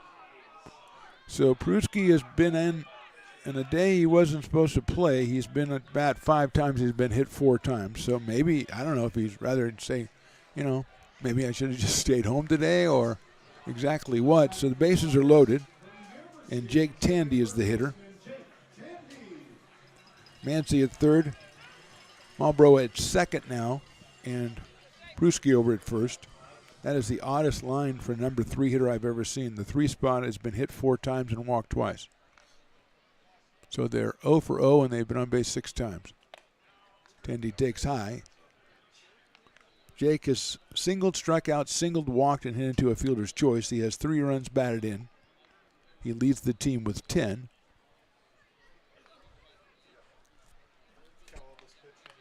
That is outside for a ball.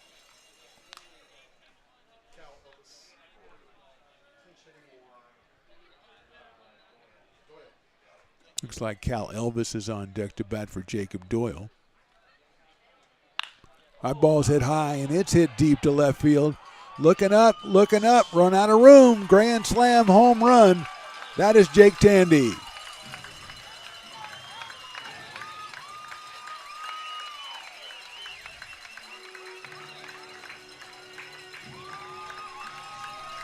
So Jake Tandy, his 2nd home run of the season. He now has 14 runs batted in, and the Potters lead at 18-1.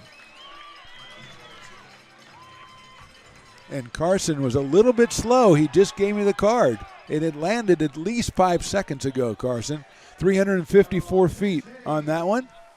And Carson very helpfully writes grand slam on the bottom because I have no idea what that means.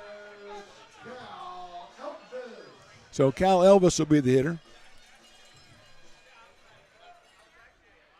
Batting for Doyle. Takes a ball.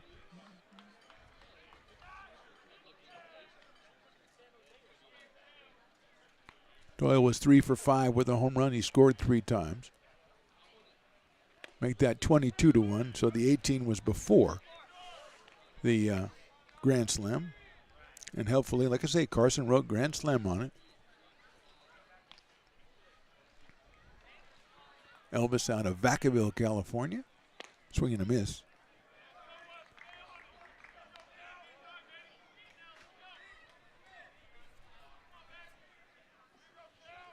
Seven more runs batted in for Jake Tandy. He wants to take, there's a swing and a miss. And Elvis is down on strikes. So 8 runs 7 runs for the Potters in the 6th inning. We go to the 7th inning. Potters 22 and the Anchors 1.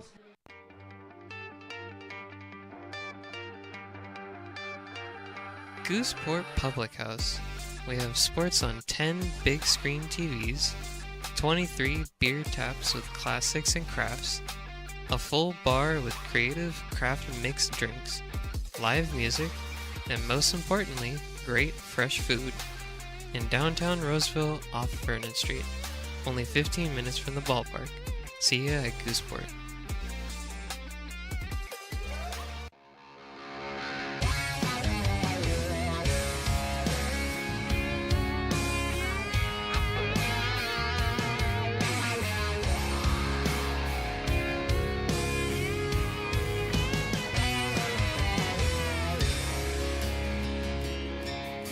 Old man knocked on my front door with my teenage boy and a couple more from up the road.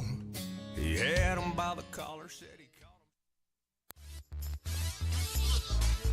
Top of the 7th, Andrew Ballantyne on for his 2nd inning of work. He gave up an infield single but then struck out 2 in the top of the 6th. He's got quite a large lead to work with, does Andrew Ballantyne out of Ceres, California. He'll face Dayton Guzman, Lucas Marlowe, and Justin Bellamy, 6, 7, and 8 for the Anchors. When we start the top of the 7th inning, Potters with the 4 runs in the first, 4 in the second, 3 in the third, 4 in the fourth. They took the 5th off and then scored 7 in the 6th.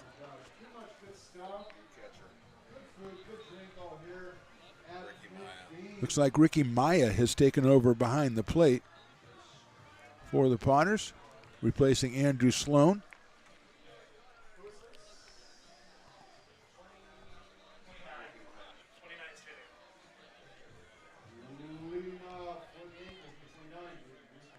So Dayton Guzman at the plate. Swinging foul at the plate. So Ricky Maya goes in there for 1 pitch, and the ball gets fouled off of him. No balls and 1 strike on Guzman. Dayton out of Modesto Junior College from Modesto High School. Very Modesto-centric up until now anyway. Made a nice running catch out in right field earlier in the ball game. Fastball misses outside. Dayton has struck out twice. He is 0 for 2 in this one.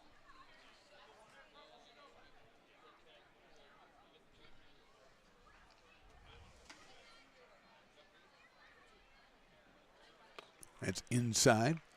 2-1. Make that 2-0. Had a flashback.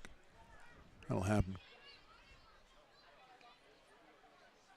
That's it out to shortstop on 2 hops. Johnson's going to have to charge. Goes across the diamond, a strong throw to get him at first base. So Guzman is out 6-3 for the first out here, top of the 7th, and Lucas Marlowe, the catcher, will be the hitter. He has reached on an error and grounded to third.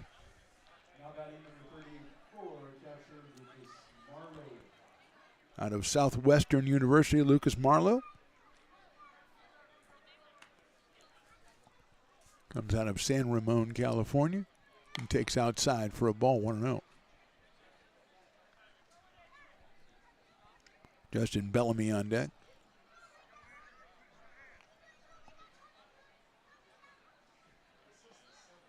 Popped that one up out of play behind us.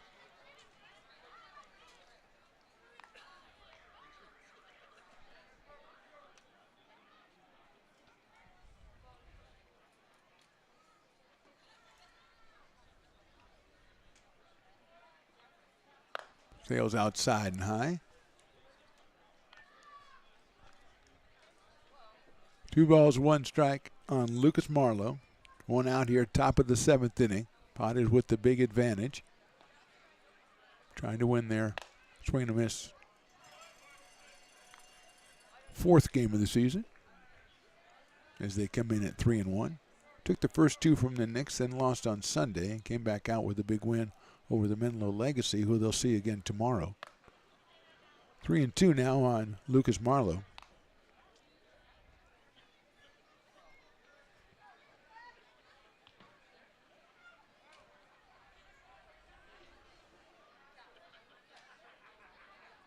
Swinging and a miss. Third strikeout for Andrew Ballantyne, who is looking really good. He was hitting between 86 and 90 miles an hour with the fastball, the left-hander out of series. And he'll face Justin Bellamy, who in the top of the 7th inning is the Dueling Dogs beer batter. If he strikes out, 50% off Dueling Dogs. And since the beer sales close at the end of the 7th inning, it's well timed. Fastball looked to be down the middle, but it's too low, so it's 1 ball and no strikes. So if you're in the stands, you're looking to just top off the evening with 1 more, this could help you out here. Help the pocketbook, but it's 2-0 now on Bellamy. Doesn't matter what the score will be, there will be people here at the end because there are dozens of kids in that obstacle course bounce house inside 3-0, and they ain't going nowhere. They're partying down there. Maybe they should have a juice box bar right down there for them. 3-0.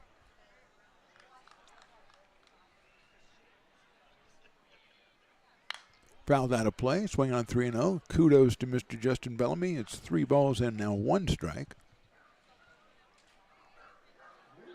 The Dogs kind of barking. We got 1 strikeout earlier, so I mean, getting a little bit ambitious here.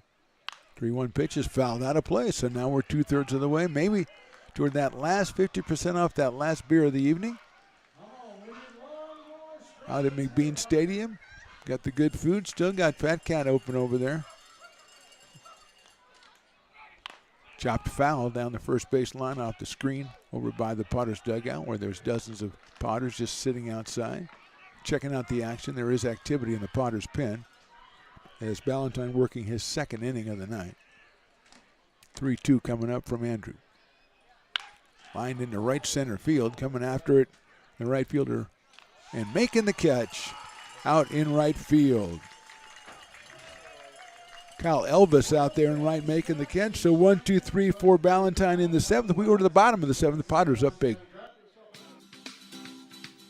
Astro Air Design Incorporated, where you feel the difference. We are a locally owned and operated heating, air conditioning, and custom sheet metal company committed to the highest quality of craftsmanship at a competitive price. Our trained and certified technicians have the knowledge and experience required to install, maintain, or repair your home comfort solutions. Our upfront pricing gives you the peace of mind because you know your price is locked in. Call Astro Air Design Incorporated today. Here in Michigan, we do more than just survive the winter. We thrive during it. You simply can't keep us away from what we love most: great times and amazing beer. The snow transforms the landscape and lays the path for adventures yet to be had. Trails ready to be explored and freshly groomed hills ready for the first run of the day.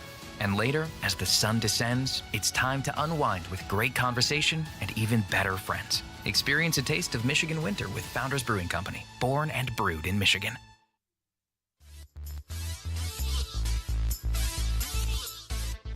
Bottom of the home 7th, or bottom of the 7th, home half of the 7th. That's what I wanted to say. Aiden Brothers still out on the mound for the Anchors. And it will be Colby Amaral and then Andrew Sloan and Luke Mancy, the first 3 hitters for the Potters. Amaral came on for JT Walton after JT hit 2 home runs. Colby has hit by a pitch and has singled twice and has an RBI. So the young man doing quite well for himself out of Grass Valley, California. He is in the DH slot. That's where JT started the night.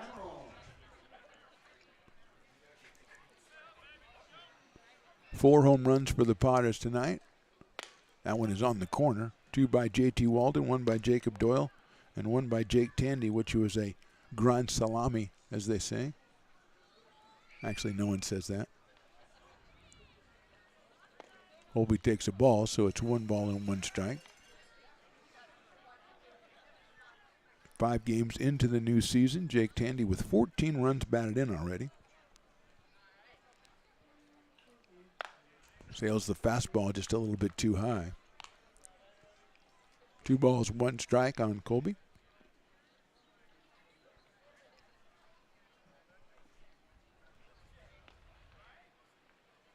That's on the inside corner for a strike. Actually, Ricky Maya is on deck. He came in to take over the catching from Andrew Sloan.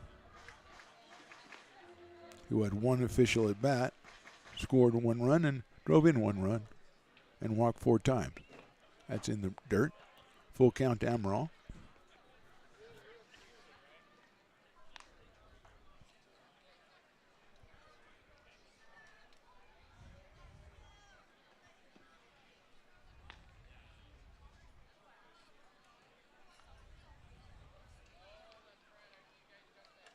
Hit sharply to the right of shortstop. Nice play out there at short by Chavez. He goes across the diamond on 2 hops. Not in time. Amaral beats it out, and Colby has 3 hits tonight in a reserve. Came off the bench in the 3rd inning and has 3 hits.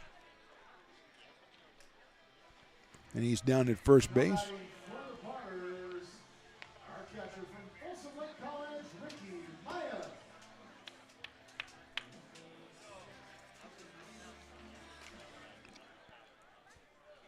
Unofficially 14 hits for the Potters. Jack Nielsen warming up for Lincoln. Swing and a miss by Ricky Maya. 0-1. Ricky out of El Dorado Hills, California, coming out of Christian Brothers High School.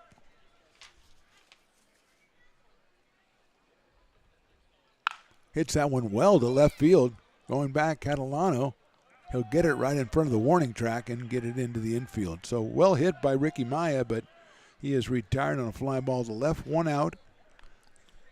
And slated to be Luke Mancy, but I think this is Brett Griffiths. Yes, Brett Griffiths is going to bat for Mancy. Brett out of Jesuit High School and American River College, getting his first at bat of the game. That's inside for a ball. Luke Mancy with 3 hits on the night. So Griffiths up here to bat for Luke. 1 out in the bottom of the 7th. Griffiths hits it out toward shortstop. Slowly hit Chavez to second for 1. They're going to go to first, but not going to be in time. So it'll be a fielder's choice. 2 outs, and Quincy Malbrough will be the hitter. The left fielder who singled twice, walked in into a fielder's choice and flied to right. So Quincy is 2 for 4.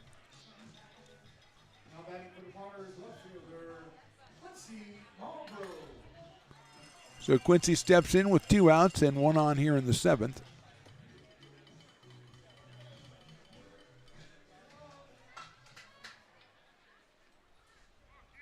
Sonny Johnson, the top of the order, waiting on deck.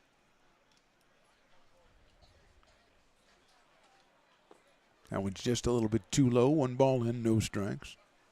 So Griffiths will take over for Mancy at second. Maya's already taken over the catching job. Elvis is in right field. Pruski at third base. Tandy at first base. Fastball inside. 2-0.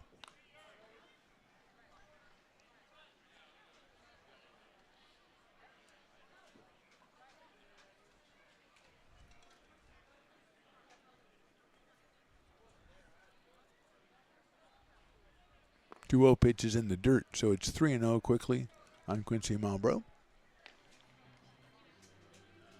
Griffiths down at first base, 2 outs here in the inning.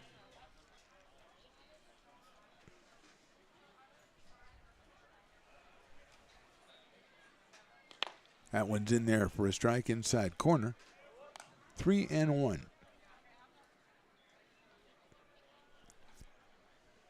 Potters with 15 runs in the first 4 innings that had 7 in the 6th to get them to 22 after going down 1-0 in the top of the first. Fouled back to the screen, so we're full at 3 balls and 2 strikes.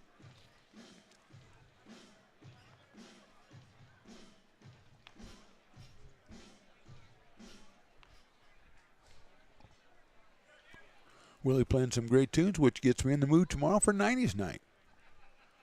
It's going to be a fantastic night out here. 6:35 first pitch. Popped out of play. Also remember, happy hour starts as soon as the gates open. Gates open, you dash in. Don't even go to your seat. Just go take advantage of happy hour, then go to your seat. You have until first pitch. Happy hour lasts that long. You want to get a good start. If you have your first drink before you get into your seat, you're just ahead of the game. It's that simple. It's simple math. That's ball 4.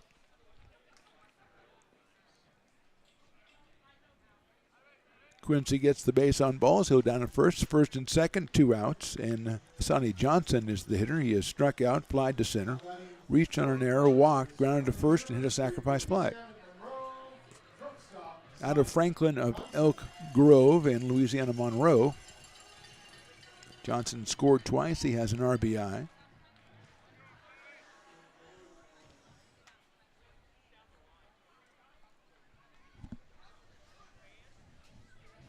Umpire looking at something down the left field line.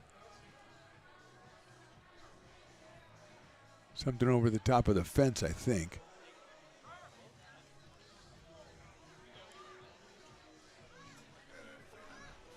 Yeah.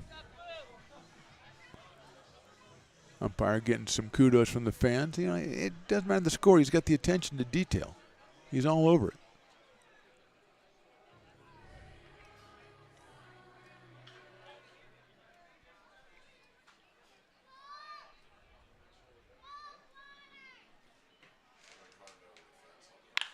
Line drive right up the middle. That is a base hit to center field. They're going to hold the runner at third base, so Johnson gets himself a hit. His first hit of the game. Second hit of the inning for the Potters. 15th unofficially for Lincoln, and here is Cole Eaton, who has walked, reached on an error, grounded out, walked again, and flied to center twice. So he's 0 for 4. He does have an RBI and has scored 3 times. Up here with the bases loaded and 2 outs in the 7th. Outside. 1-0, Logan Pruski to follow.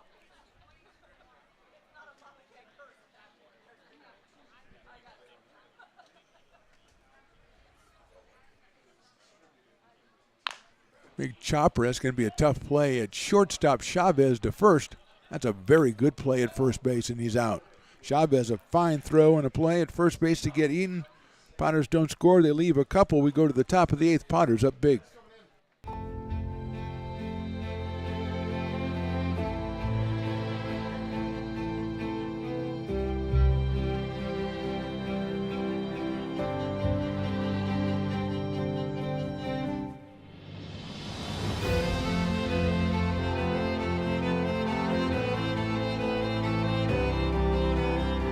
Situated on the corner of Lincoln Boulevard and 5th Street, this iconic building has been the home to several hotels over the decades, the most famous and longest-running of which was the Lincoln Inn. Having undergone several renovations and architectural changes, this building is the current home of Old Town Pizza, which boasts not 1 but 2 floors for your dining enjoyment, including open-air seating on the roof. Stop in for a slice today. Or stop by the Lincoln Museum to see the 300-pound cash register that used to adorn the front desk of the Lincoln Inn. For more great history, visit the Lincoln Area Archives Museum and, by appointment only, take their free walking tour of historic downtown Lincoln.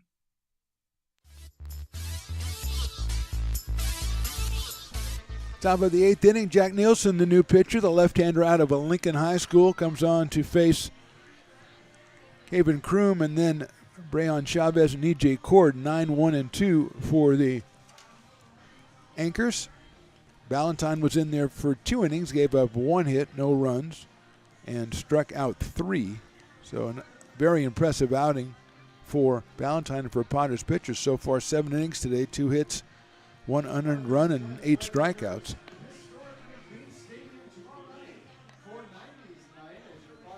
So Nielsen, the left-hander, will face Kroom here.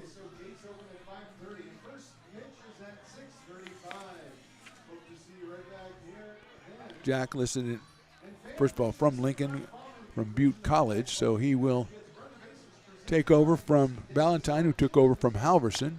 And as we said, both of them very impressive. Ricky Maya behind the plate. See if we can set. I think Jake Tandy is still at first. Brett Griffiths will be at second base. Johnson still at shortstop. Pruski at third.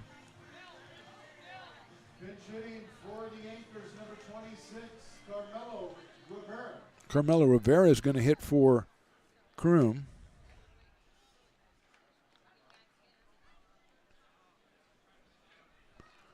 left-handed hitter. He takes in there for a strike.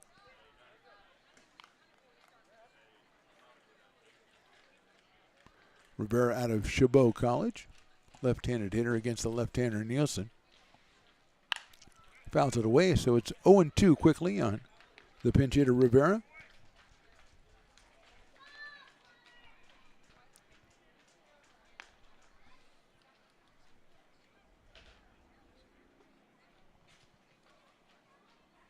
Ricky Maya behind the plate for the Potters, taking over for Andrew Sloan.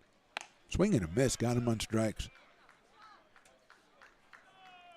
9th strikeout by Potters pitchers. First for Jack Nielsen, and he'll face Brayon Chavez, who has the only hits. No, actually, there's 2 hits. One from E.J. Court, who's on deck. Chavez, his hit to start off the game, and he scored in the first inning, unearned run, and then he has popped to first and grounded to third.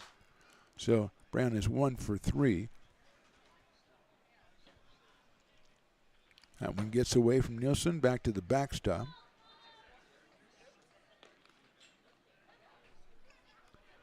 Chavez out of Cal State Monterey Bay, playing shortstop for the Anchors today.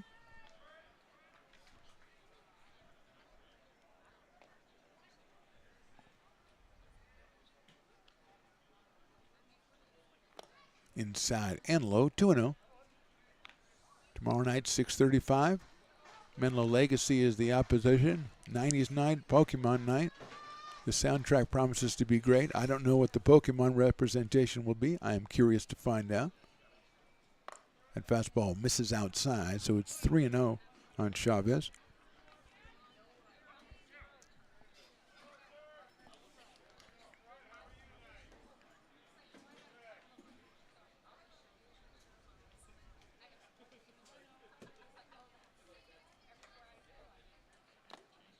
That's a 4-pitch walk to Chavez. Potters pitchers, I think that might be the first walk given up by Potters pitchers today. It is.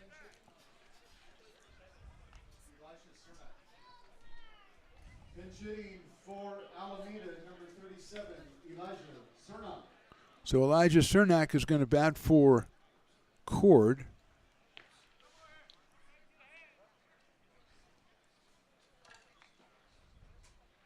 He lines that one right back up middle, a solid base hit to center field.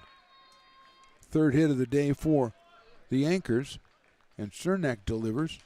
Elijah out of Chabot College as well. Moving to second is Chavez. First and second, pinch hitter number 18, Mike Gormley. Actually, Gormley came on for Merchant back in the 7th inning defensively.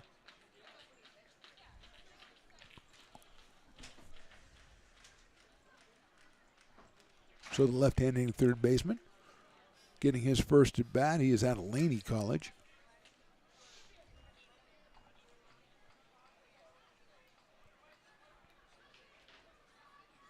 That's a high breaking ball over the head of Gormley, so he is ahead in the count, 1 ball and no strikes. Strikeout of the pinch hitter Rivera, then a walk to Chavez, a hit for Cernak. 1 ball, no strikes now on Gormley. That misses outside. 2-0.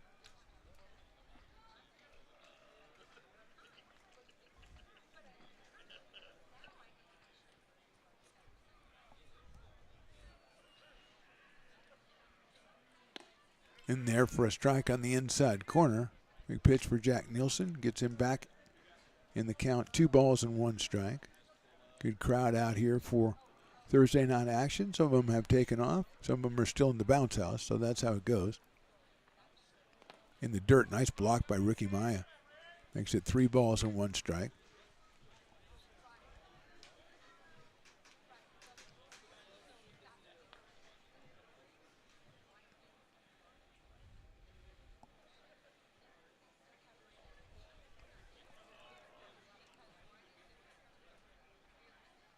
Swinging a foul ball.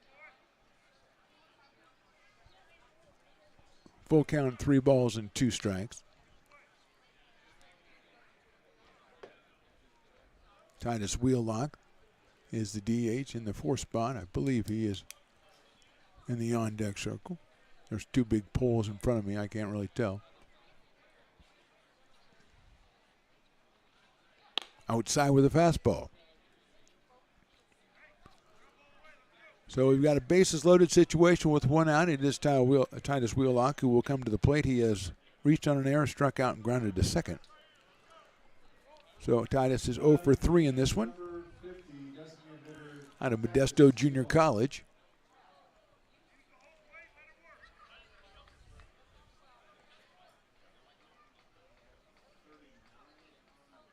Fastball is in there for a strike.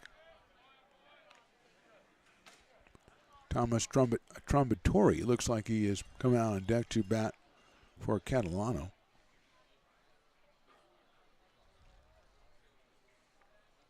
Sails that one away. And here comes a run in from third as the ball gets through the catcher's glove, and he scores. So Chavez scores his second run of the day. Other runners move up.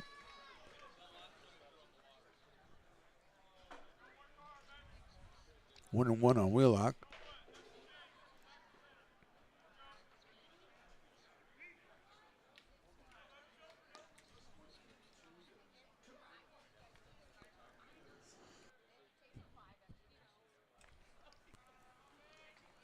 Nielsen, the third pitcher for the Potters.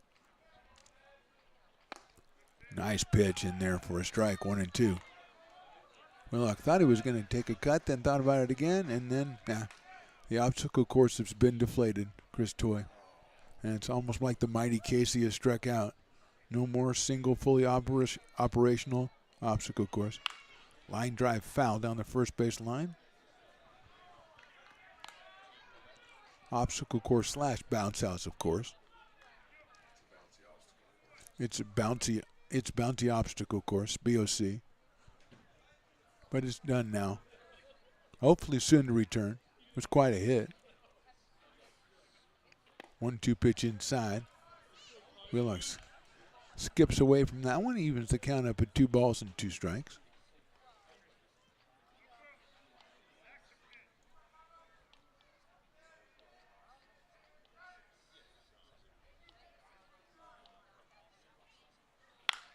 High fly ball center field hit well. Eaton on the move, still moving. He has got it in right center. Runner's going to tag at third. He'll score easily.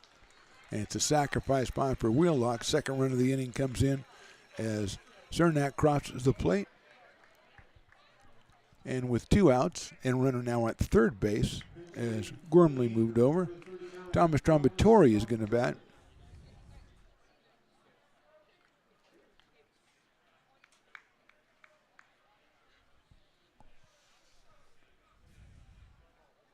Out of the College of San Mateo, and he takes a strike.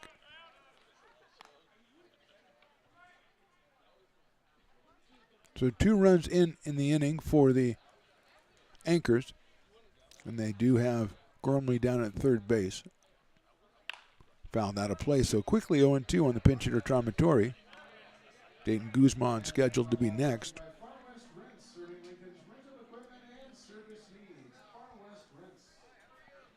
0-2.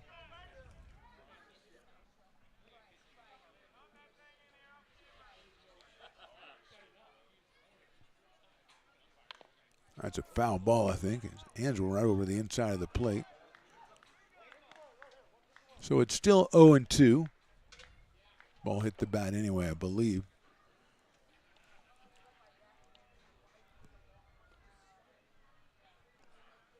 So we'll do it again, 0-2.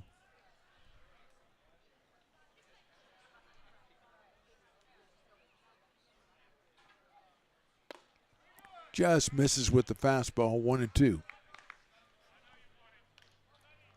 Trombatori, number 39, out of the College of San Mateo. Now with a 1-ball, 2-strike count. Still has Gormley at third. Sails that one high and outside. 2-2.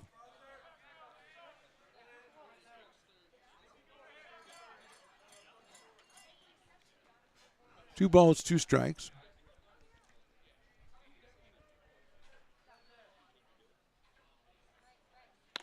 Inside, 3-2.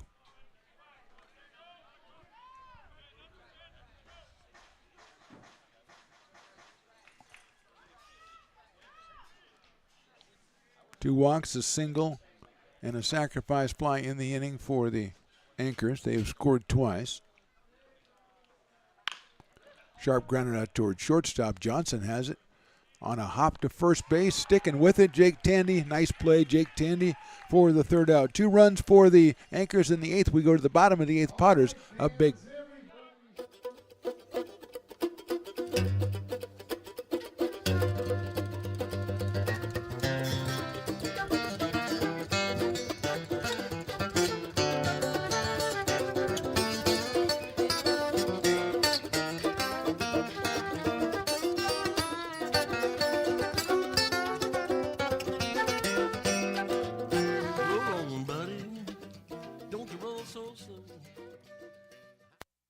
Being a laborer means everything. It was what took care of me when I was growing up. It's what takes care of me now. Because of President Biden and the money he's put into infrastructure, the need for our workforce to expand is out of this world. When our members are able to go to work on these big projects that are funded by Biden's economic investments, it means continued growth in their wages, in their pensions, in their health benefits. It means they're going to be able to take care of their families.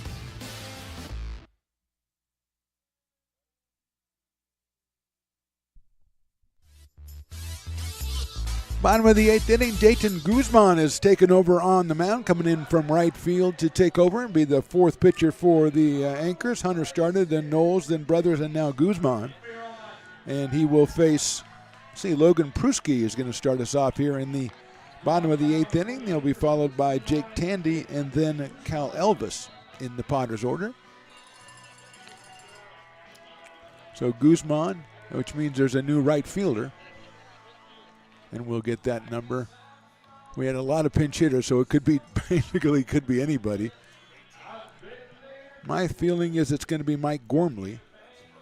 So that means we have a new 3rd baseman. Because they're going to play musical chairs. 37, which is Cernak. Okay, very good. There may be more changes, and I think we've done a fine job in figuring out what's going on. Cernak at 3rd and Gormley out in right. Kroom was bat for by Rivera, so we're going to put Rivera in center field. And we'll put Trombatori out in left field after he batted for Catalano. First pitch to Logan Pruitt is inside for a ball from the left-hander Guzman. And it's followed by another ball, so it's 2-0.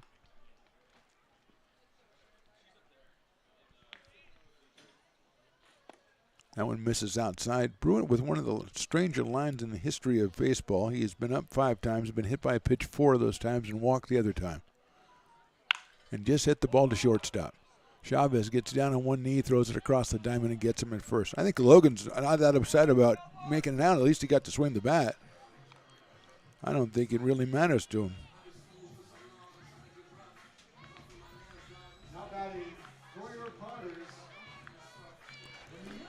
So here's Jake Tandy. He's had an active day. RBI single, strikeout, RBI single, RBI walk, fielder's choice, grand slam home run. That one's in the dirt for a ball. 1-0.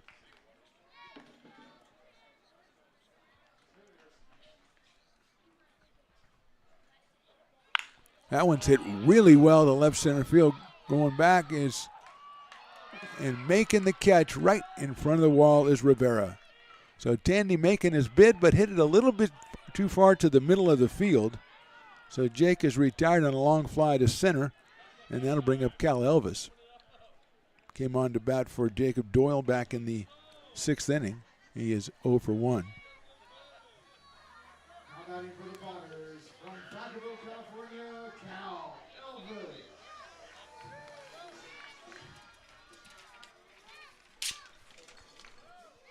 So Elvis up here with 2 outs.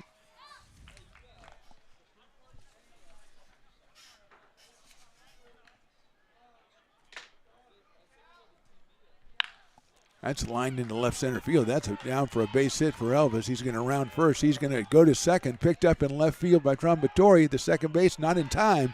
It's a double for Cal Elvis. Struck out his first time up, so he was really looking for some revenge, and he got it. And that'll bring up Colby Amaral, who came on for JT Walden after JT hit 2 3-run home runs in his first 2 at-bats. Colby was hit by a pitch, then he's singled 3 times since then, so he is 3 for 3 as an RBI. He has a run scored, and he's up here with a runner at second base and 2 outs in the 8th. 16th hit unofficially for the Potters, and there's a hard ground ball by Mike Levine, the third base coach, so that makes it a foul ball. So it's 0-1. Ricky Maya on deck.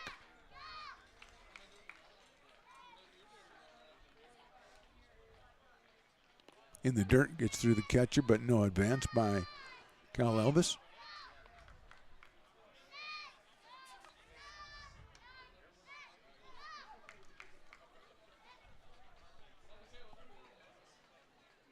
One ball, one strike on Colby out of Grass Valley, California.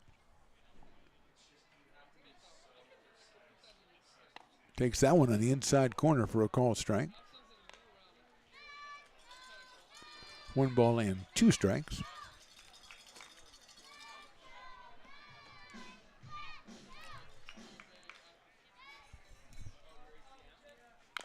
Chop foul for a ball, or for a foul ball. Sometimes Carson just gets a little too happy with his information. Sometimes it makes me wish that I can get Jason up to speed, you know? Carson may need a wake-up call is what I'm saying.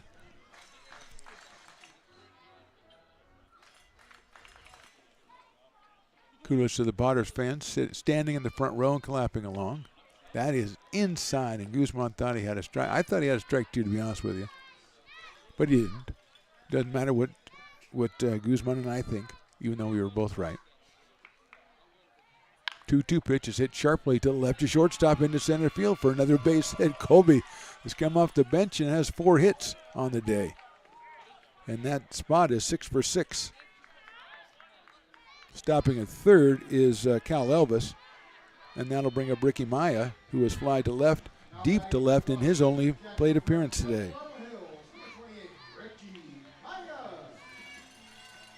Some impressive numbers being compiled by some Potters hitters today. Maya hits that ball deep, but foul, very foul down the left field line over the largely deserted grassy knoll area. It's like Liam Golden loosening up for the Potters in their bullpen. He might be coming out to finish this one off.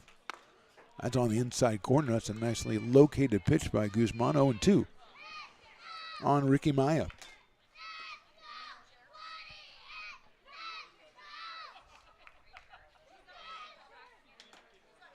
Swinging a foul.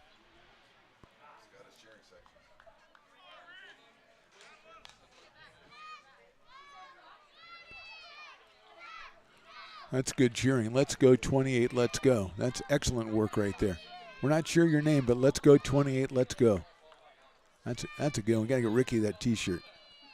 Let's go 28, let's go. Hits that one up in the air. It's going to be a tough play at first base, but made over there by Bellamy for the out. Potters with a couple hits, don't score. We go to the top of the ninth. Potters trying to close this one out.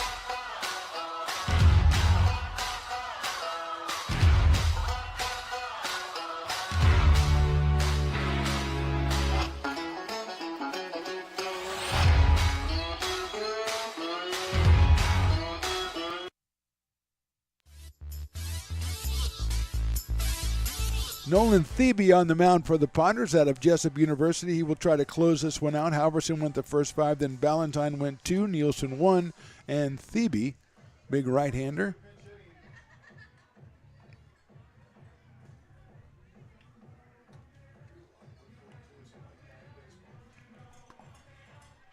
See, we've got, I think, a pinch hitter to open us up. We're supposed to have Guzman.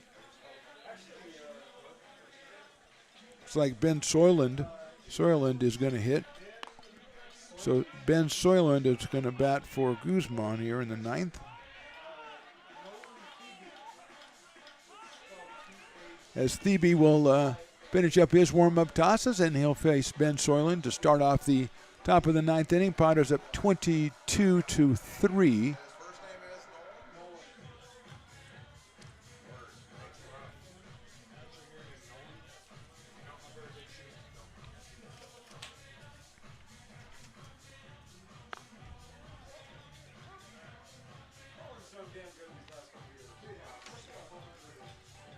Ricky Maya comes out after batting there at the bottom of the 8th. He is going to take the last warm-up toss from Nolan Thebe in the dirt. And we are ready to go here in the top of the 9th inning.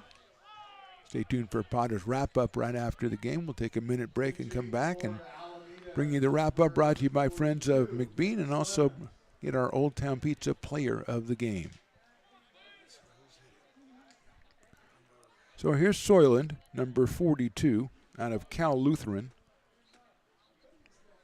Left-handed hitter against Thebe.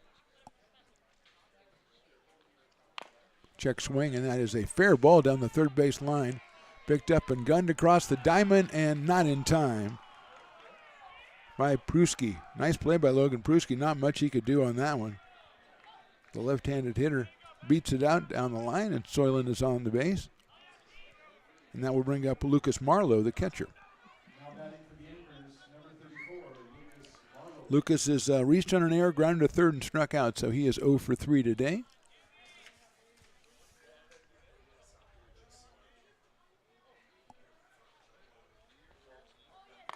Fastball's outside to Lucas Marlowe.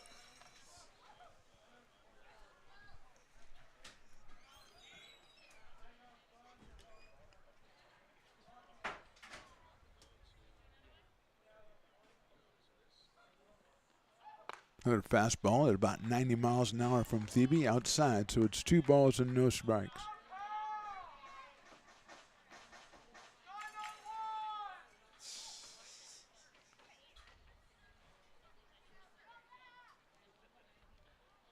Swing and a miss. That's a good-looking fastball. Still smiling over the "Let's go 28, let's go" chant from last inning. Those are the fans. I don't know where those fans are, but they're the fans of the night. Lincoln Padres fans of the night, brought to you by me. Brought to you by Stones Radio Networks. That one is a little bit outside. Bounces back toward the pitcher. Going down to second will be Soyland.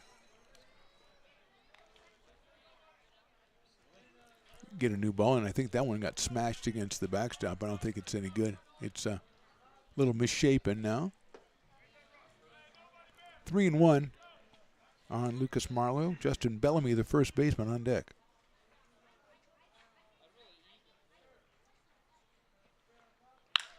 Line drive over the first baseman's head into right field. That's a base hit. Here comes Soyland around third. No, they're going to hold him there as Elvis picks it up in right field. It's a solid single for Marlowe, his first hit of the game.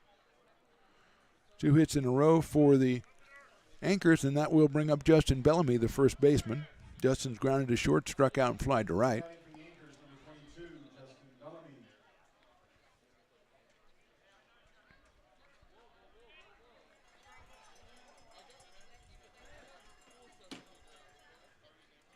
Carmelo Rivera should be on deck for the Anchors. We'll check on that. Here's the pitch. Fastball on the corner. Good pitch. 0-1 to Bellamy. Justin was the Dueling Dogs batter, but beer sales are done, so he doesn't have to worry about that anymore. And the people barking at him, etc. Or Chris barking at him. Fouls that one off. He does have to worry about "Let's go 28, let's go." If those fans ever turn their talents against the other team, that would be really ugly. I can almost hear the pitchers and belly itchers being pulled out of the mothballs for that crew. First and third, nobody out here in the 9th. Fastball just misses that outside corner. Thebe almost had his first strikeout of the season, but instead it's 1 ball and 2 strikes.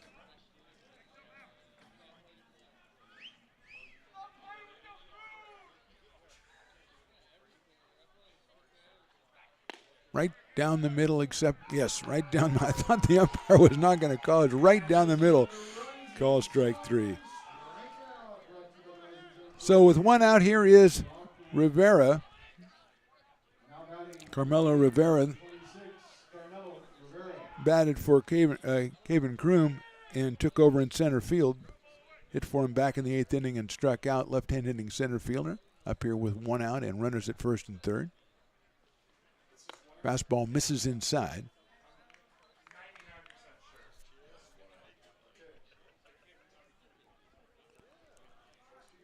Brian Chavez on deck, the top of the order.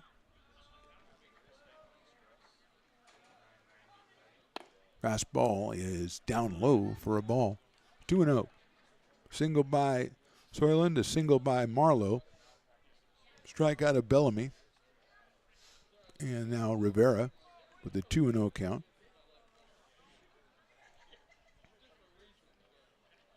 Swings and fouls that one off. Runner comes in from third, and I said it was a foul ball, so you have to go back, sir. I guess it wasn't a foul ball because he just scored. Okay, that was one of the more uneventful runs I've ever seen scored.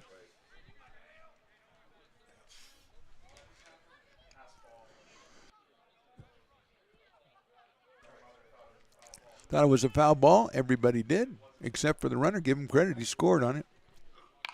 That's a little numbered out to first. Handled out there by Tandy. So 2 outs, runner at second base, 1 run in, and that'll bring up Brian Chavez, the leadoff man who singled in the first, popped to first, grounded to third, and walked. And he scored twice today for the Anchors.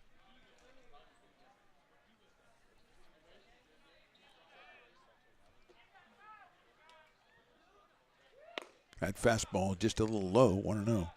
Chavez out of Cal State Monterey Bay by way of Hollister High School. 1 for 3 with 2 runs scored.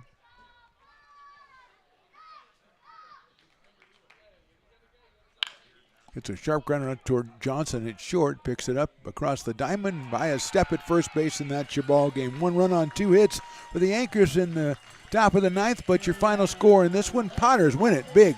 22-4. We're back with our post-game Potters wrap-up right after this.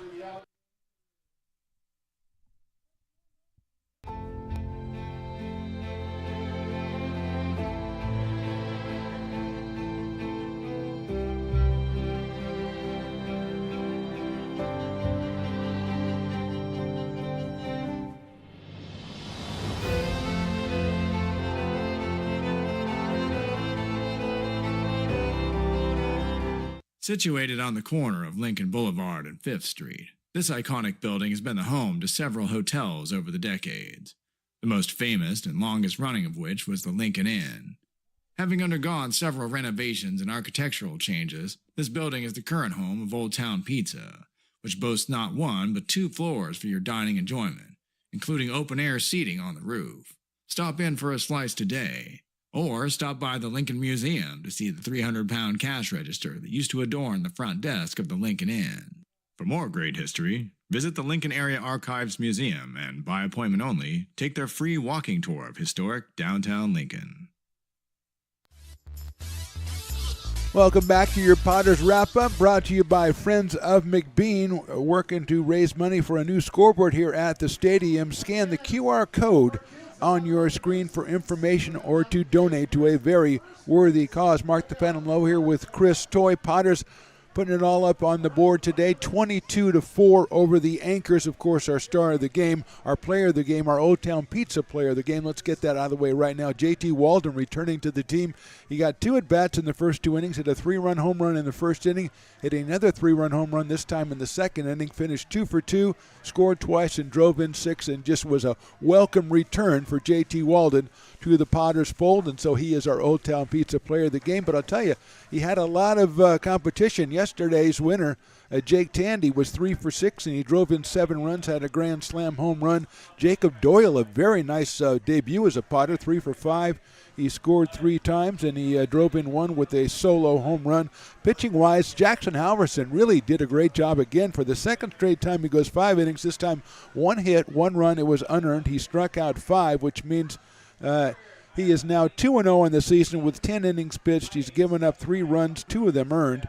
He's given up only 4 hits, and he has struck out 10 and walked just 3. So a very good performance by Jackson. Also, Andrew Ballantyne came in and struck out 3 in 2 innings and gave up just a single run. So a big win for the Potters in this one. They closed it out at 22-4. Reminder, we're back in action tomorrow night, 6:35. It's 90s night. It's Pokemon night. It's a night you want to be out here, but if you're not out here, please check us out on Stones Radio Network's YouTube, also Lincoln Potters Baseball YouTube. For my buddy Chris Toy, for me, for Willie Preston, for Carson, even for Jason, we say thank you for watching. We'll see you next time.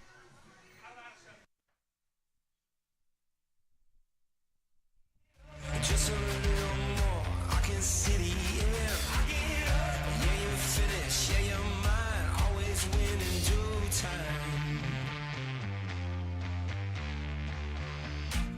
You think too much, it's in